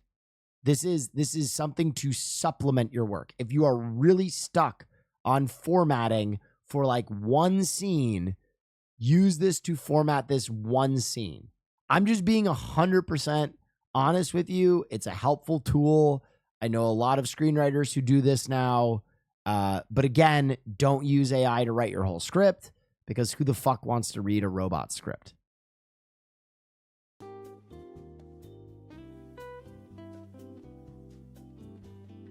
Unfortunately, I work for a lot of Chinese companies that produce 2-hour-long AI-written soap operas in LA. It's almost anyone in the indie scene is doing right now. Yeah, for sure.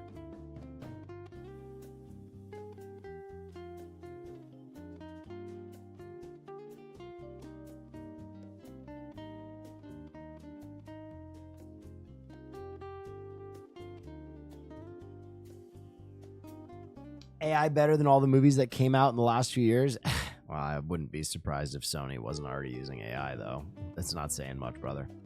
How much of what we watch now is AI? Less than you'd think. I think a lot of what we watch now is people that just don't give a shit, which is kind of the same as AI, but...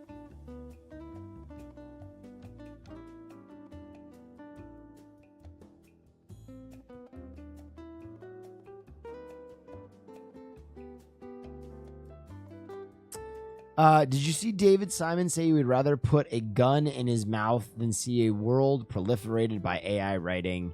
It was on NPR interview, LMAO. Yeah, I think...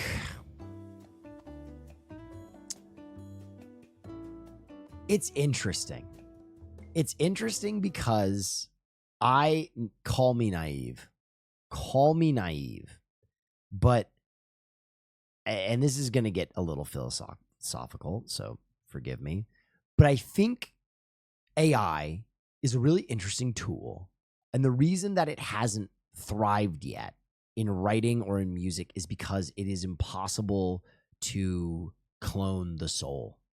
I think that is kind of like the final barrier. And I think ultimately man is going to beat the machine, at least for a little bit longer, when it comes to telling stories or making music, just because there's that element of that divine spark that I just don't think is clonable, at least for now.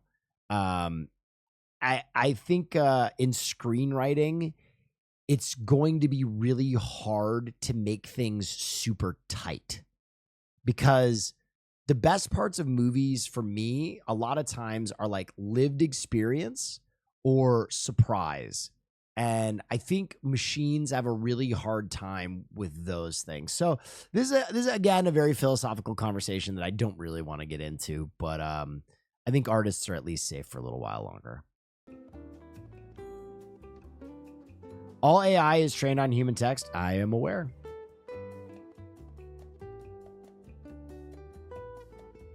I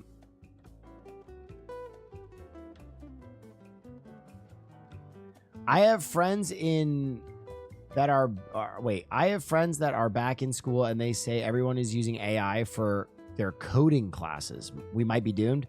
Coding? Nah, coding we've always stolen for coding. I'm sorry. Before we had AI, we would just rip other people's code. If you don't know that, you've never coded before, I'll be honest.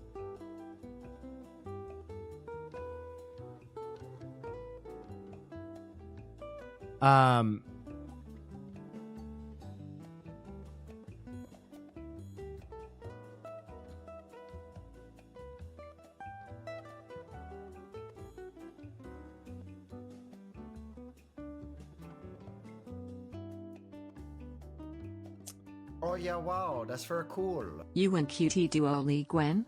Nephilim. I would love that. We should do that soon. Any more film questions? I know AI is such a prescient topic, but I don't give a fuck. If anybody has any other film questions.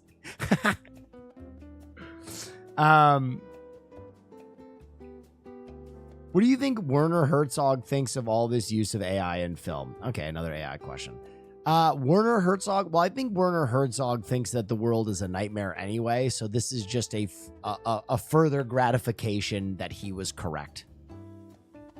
Are you on Letterboxd? No, I'm not. I don't put my ideas on Letterboxd because I need you to come here and listen to me give my ideas. Is it bad that as a gay, it feels like it's chore to watch gay media sometimes? No, Himbo MP3. I'll be honest. I hope you didn't feel the way about this film because I think this film is very, very pithy. But I do think that gay media in some ways has done gay people a disservice. And I think part of that problem is early on in the gay legacy, a lot of gay characters and gay people were portrayed by non-gays and written by non-gays. And so the trope of those characters exceeded the creativity of their creation. A lot of times you don't get heartfelt representations of real people like in The Birdcage, but just kind of tropey, monolithic bullshit that I think, unfortunately, a lot of young gays saw as their gay representation on TV and the media when they were young. And it created kind of a noxious cycle of young gays emulating fake gays. So tropes became reality because a young gay man didn't know how to speak unless he was watching a character on a sitcom that's constantly doing his nails and talking about, oh my God, I could just love some dick right now. And it became kind of like an Ouroboros of collapsing culture. I think we're moving beyond that now, where the gay culture is so vibrant and there are so many affluent, well-spoken, artistic, amazing, vibrant homos out there that are making such cool shit. And so I think that is kind of faded. But for a while, man, most gay portrayals in the media were just flatter than piss on a plate. Sorry, that was a very wordy explanation.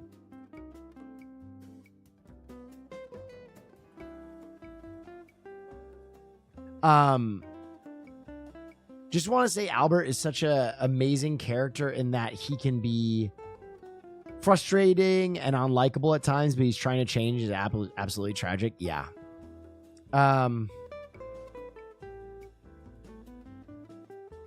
As a gay, well articulated. Thank you.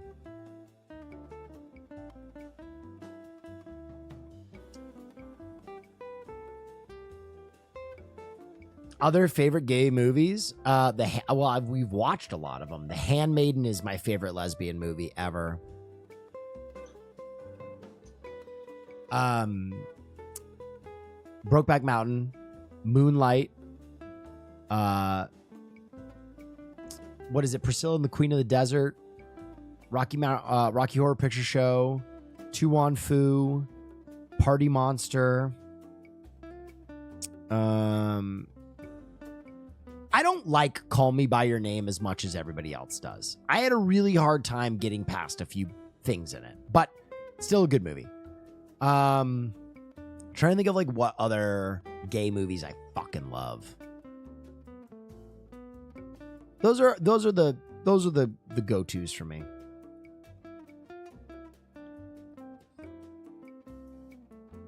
Top Gun, actually, that is an incredible take. Top Gun is a very good gay movie.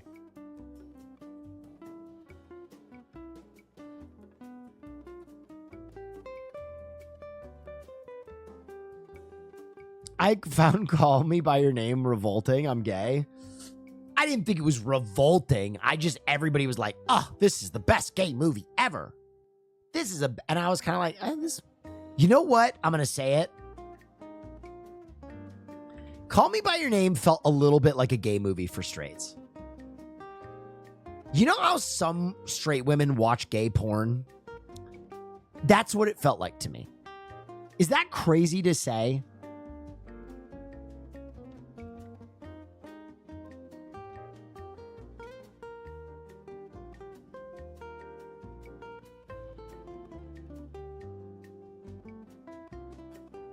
Some? Is it all straight women? I don't know. Some straight women definitely watch gay porn.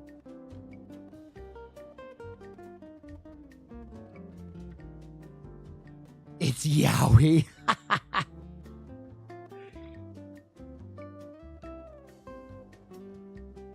It was made by a gay man, but I feel like I understand what you mean. Yeah, listen, that's why I didn't trash it too much. I was not the one who said it felt revolting. I still said I liked it. It was just billed to me as like the gay film. And I was kind of like, all right, yeah, this is good. I don't know if it's all that, but it was definitely good. I will never say anything bad about that movie.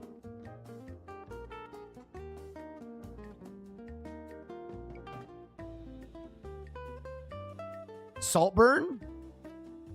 I don't think Saltburn's a gay movie. I'm going to be honest.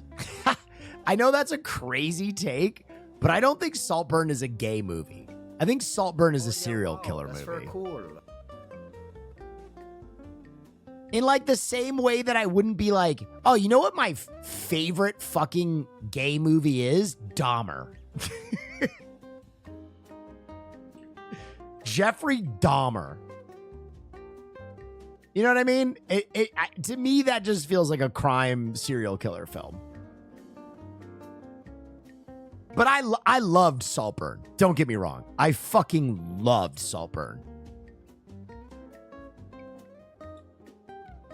I know they say write what you know, but do you think there is room for people outside a niche to try and portray a group outside themselves? I ask because I've been writing on and off as a transhumanist take on transgender people and their will to achieve their ideal form, but I don't know if I'm writing out of my ass. Well, here's what I would say. I think a good example of this, even though I didn't love this movie, is Killers of the Flower Moon, right? Scorsese knew the characters in that movie, but he still cast the main character as a white guy who had a perspective of looking in, right? In that he didn't make the protagonist someone that he didn't experience, but or someone outside his own experience, but rather, even though the character was awful, he still grounded the perspective in his own perspective, right? I think you can write a story about trans people, but show it through the lens of whatever you are experiencing or knowing those people, right? If you're a trans advocate, you know trans people, you have trans associates, you've been around the trans life, and you know the experience of being friends with those people, being around those people, seeing what those people go through, maybe even if it's not native to you. So that's kind of a way that you can diffuse that and also still be authentic to your perspective. So, tell about your story. What is it like to be around trans people? What is it like to deal with that secondhand, seeing your friends be gutted by the slings and arrows of society or the hurdles that they have to go through? That is one way that you can grade your portrayal or your script. I hope that helps. I don't know if I'm ripping your. Thank you for the raid. I don't know if that is ripping your script apart. But so for example, Caroline and I wrote a script called China Doll, and China Doll was a narrative horror that was kind of our attempt at creating a Chinese version of Get Out, where there was this white fetishist who was doing his best to make tableaus of the Asian women he was dating. And so for a lot of those authentically Asian American moments, I would defer to Caroline, and then I would kind of workshop them with them. And then I had a really good time looking into the worst parts of myself and write it that villain, that antagonist, right? And it was kind of liberating to look at, okay, like what are the most dastardly things I can dig into? And it was a really fun back and forth. And we created something really great. And eventually that script got sold. It was never made. But it was fun to elevate her perspective and then also kind of like challenge myself to put myself into the mind of someone I really didn't like, a villain, and like analyze like what a fetishist, why they get to that point and what it is about the fetish that excites them, and what about the fetish is problematic, and all of those kind of things. So at a certain point as a writer, you're going to have to put yourself in someone else's shoes.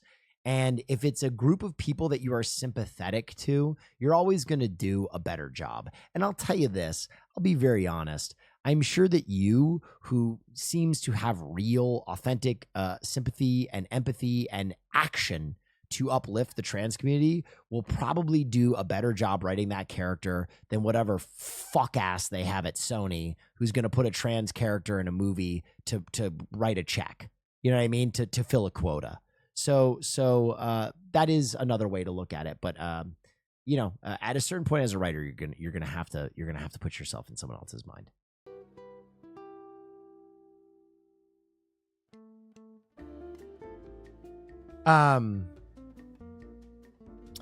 Love Lies Bleeding, a gay lesbian film. Oh, yeah. Yeah. Don't know the exact process, but what happens when a script gets sold? It's just out of your hands forever. It depends on the terms of your sale, to be honest. In our case, yes. When we sold China Doll, that was a hands-off, hey, you're pretty much done unless you want to show up to filming. We got paid, and the film never got made. Do you think the ease of access for most to a filming device is inherently desaturating the art of film by promoting the idea of content for views rather than creating a nourishing piece of artwork? No. Allegedly, Omar, no, not at all. I don't think it is access that is destroying cinema. I think it is we who are destroying cinema. I think it is the consumer that is destroying cinema. I think cinema is being destroyed for the same reason that the garment industry is being destroyed. Sure, you would love to buy an ethically made, comfortable garment that looks great and you know, and all that jazz, but it'll probably cost you $100 more. So you would rather go to Zara and get a pair of slacks with a kid's thumb sewn in the pocket. You know what I mean? And that's kind of cinema too. We just do what's more comfortable. It's not the desaturation of the tools to make film. It's who is consuming film and why we are consuming it. Unfortunately, I think in this country in particular, we work so goddamn hard and we stress so fucking much, and we're all so mentally ill that film has become soft serve ice cream, and for good reason. We're fucking dying. When I put on a movie, sometimes I just want to evaporate into my couch and eat a snack and snuggle my dog. And if I fall asleep halfway through, fuck it, I didn't miss much. That's what we like to consume because we like to be comfortable. A lot of cinema, a lot of film requires intense attention, and it causes you to challenge yourself. And a lot of times it'll make you uncomfortable too. So when you've already worked yourself into a pit, when you've been, the whole week at work and you have a few hours to sleep, you're probably going to choose to watch Young Sheldon before you go and watch Zone of Interest. So I just think it's our schedules and our lives and our attention spans. And I think you, the viewer, every time you challenge yourself to watch something difficult or something that requires your attention, or you just put down your phone and give yourself to a work of art, you are the one supporting art at that point, right? You got to vote with your dollars. In the same way that this really strange phenomenon happens every night on this stream where if a bunch of you choose to watch me, a bunch more of you will choose to watch me, right? You drive me up the directory, and so starts a snowball of entertainment that people choose my blatherings over that of another person. You vote with your eyeballs. So that is what is changing. The cinema is the democratic practice of trash capitalism.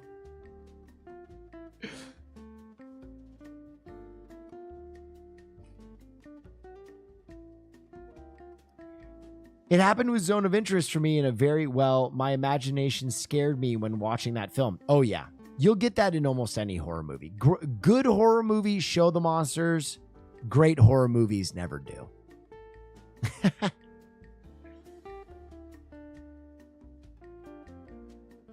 Any other film questions?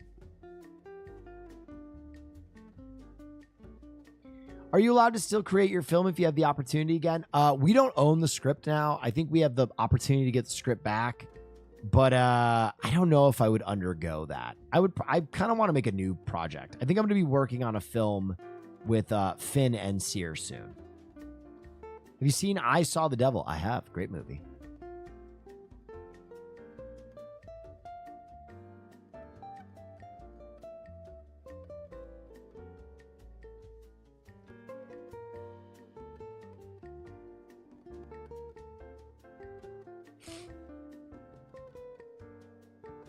What happened to your cosmic horror film? Any chance you get those rights back? I don't know. The guy I wrote that with reached out the other day. That was a disaster. That was They Hear It. So I wrote a cosmic horror film. This was when I was brand new in Hollywood. It was awesome. David Robert Mitchell adapted the screenplay. If you know David Robert Mitchell, he made It Follows. So there's a David Robert Mitchell version of one of my screenplays out there somewhere. I think another film got made with like a similar premise. I kind of got muscled out of that project because I was very new to Hollywood, and we kind of got fucked. And we kind of got fucked because my buddy was so green and made some bad decisions. But that project never got made either, so it doesn't really matter. That happens a lot in Hollywood. Your script will get bought, your tagline will get bought, your short will get bought, and then nothing will happen. Have you ever seen Jurassic Park? Yes, I have. Yes, I have. Good film. Is the indie filmmaker dead? No. People are still making indie films for sure. Have you seen Annihilation? Yeah, I love Annihilation. What do you think of the Maxine trilogy? I've seen 2 of those movies. The third one's not out yet. I like them a lot. They're kind of like a homage to classic smutty horror. Just watched Poor Things. Did not like it. Thoughts on it? I did not like Poor Things. I'm totally mask off now. Yorgos Lanthimos, I hate all of his movies. I've never seen a Yorgos movie that I have enjoyed, other than The Favorite. Really liked The Favorite. Everything else he's made, I just don't get it. But you know, some people like cock and ball torture, and I'm not really big on that either. Have you watched Dogtooth? Yeah, I hated it.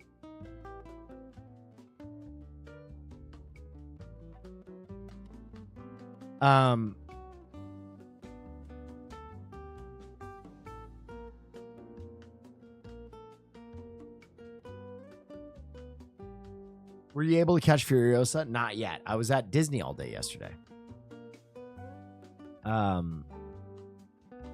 Is it easier to go indie route than trying to shop a script in Hollywood? Yes. Yeah, for sure.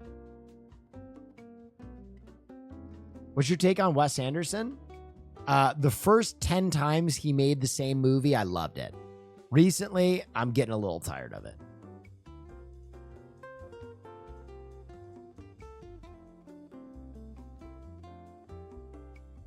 Oh my God, watch Furiosa already. Oh my God, I'm on camera every minute that I'm not working. When do you guys think I can do that? I have to literally be in an Uber in 6 hours going to the set for Elden Ring so I can do the release event. Yesterday, I left like at noon to go to fucking Disney Pride. I am almost always working or on camera. I will see Furiosa. I'm doing my best.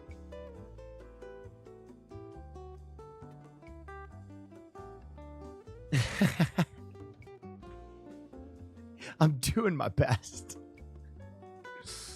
Ask earlier, but do you think Miss Doubtfire does a good job at subverting stereotypical tropes the way tonight's movie did?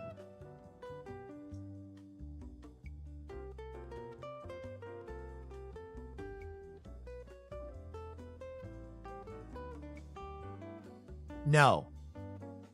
I just think Miss Doubtfire is a good comedy, but his character isn't gay and his character isn't trans. He's a straight man who dresses as a woman to deceive his family. I think it's more of like a goofy comedy than it is. I don't know what trope they would be subverting.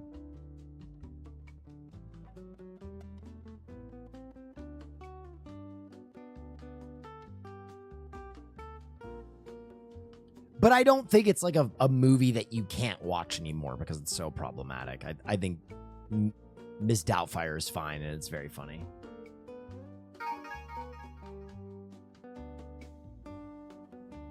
Any Anime Expo plans? Don't think so.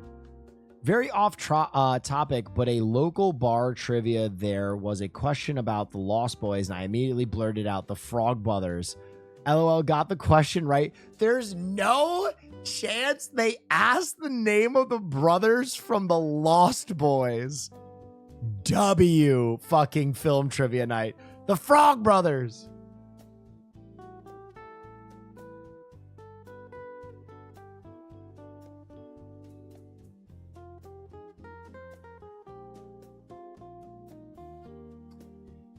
Do you think becoming a writer is feasible for someone? Yes.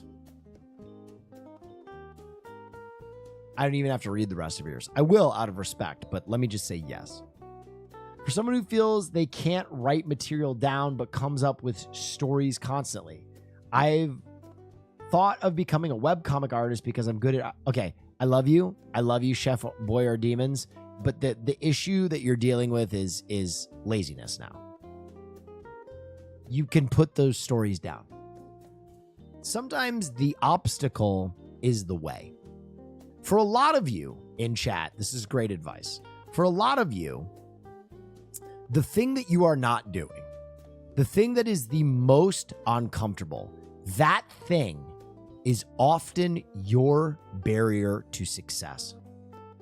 And it's the thing that is going to suck the most.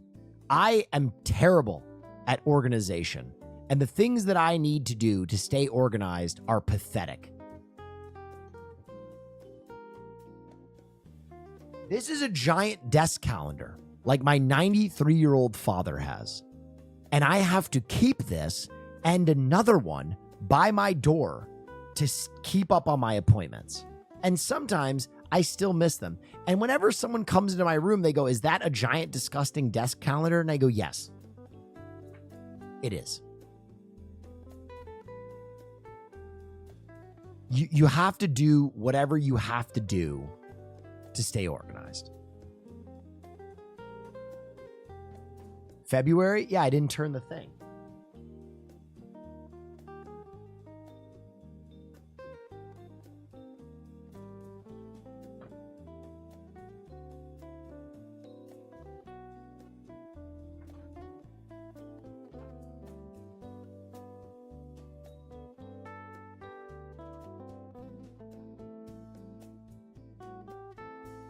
But see, I had all of this blocked for a Wubby show that didn't happen.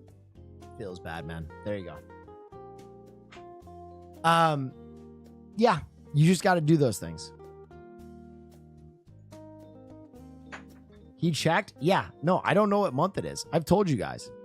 I'm terrible on dates. I'm terrible on dates. So you have to be like really good about the stuff that you're bad at. Empty. I have 2 calendars. I told you I have one by the door too. This is literally just so I know like how many days there are in a month or if there's holidays. What day is it today? No fucking idea.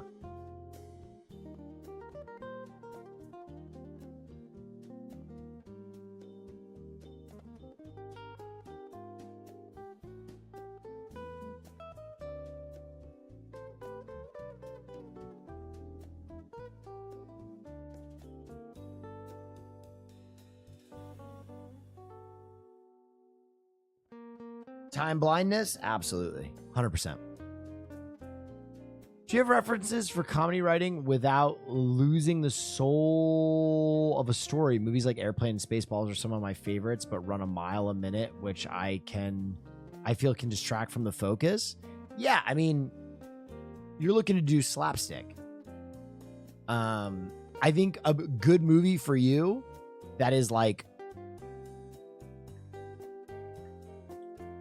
my favorite slapstick film, but doesn't like overpopulate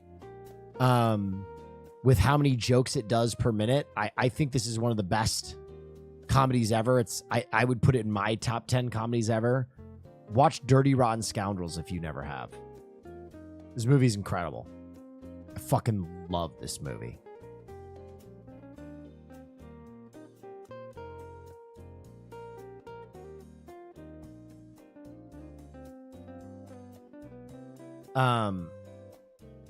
What was the last great slapstick?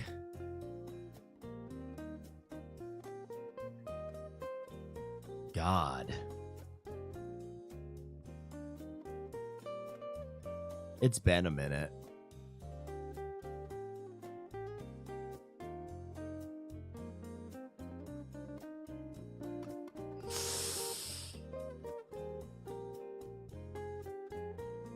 I mean, you can make an argument that like Old School is like somewhat slapsticky, but that's pushing it.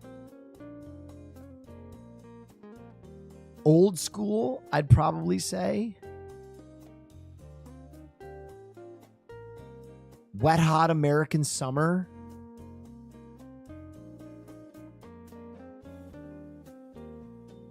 And then the one that I would say is pure slapstick, that was like so good right at the 2000s was Something About Mary. Oh my God, Something About Mary was so fucking funny.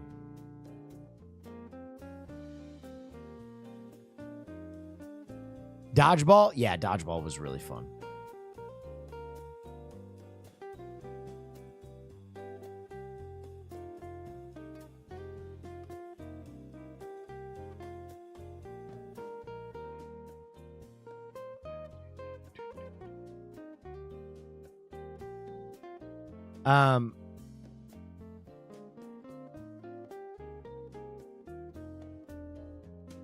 Well, do you own a DVD Blu-ray collection? Yeah, but I haven't bought one in forever. I have one from when I was in college. I used to always go buy bargain bin DVDs. I have some good ones. I have a bunch of like international films that I couldn't find anywhere else, like Killer, Hard Boiled, Old Boy. Like I have a bunch of those on DVD because like those were the ones that when I was like 20, you just couldn't find them anywhere. You couldn't watch them online. So if you wanted to watch them, you'd bring over your nerd friend. You'd be like, yo, I'm about to show you some shit. You ever heard of Amore Pero? Fucking blow someone's mind. Do you like Criterion? I do. All right, ladies and gentlemen. That is gonna do it for film night. No more questions with peace and love. Peace and love. If I didn't get to your question, you got to come back next Wednesday. I hope you had a wonderful time. I hope you appreciated your time here. I hope I entertained you. And I hope you come back. I am going to start getting ready for bed because I got to be up so early. Sorry it was a shorter stream, only 4 hours. But you know how it is. Tomorrow I'm working the Elden Ring Shadow of the Erdtree release. I don't know whose channel it's going to be on. I think it's going to be on some official channel, but that's what I'm doing tomorrow. Thank you, everyone. Sending you over to Jay Dilla. I'll probably be playing some video games with him in a moment here. Thank you for all you do. I hope you had a wonderful evening. I'll see you tomorrow. Yeah. Thanks for all you do. Stay dangerous. Good night.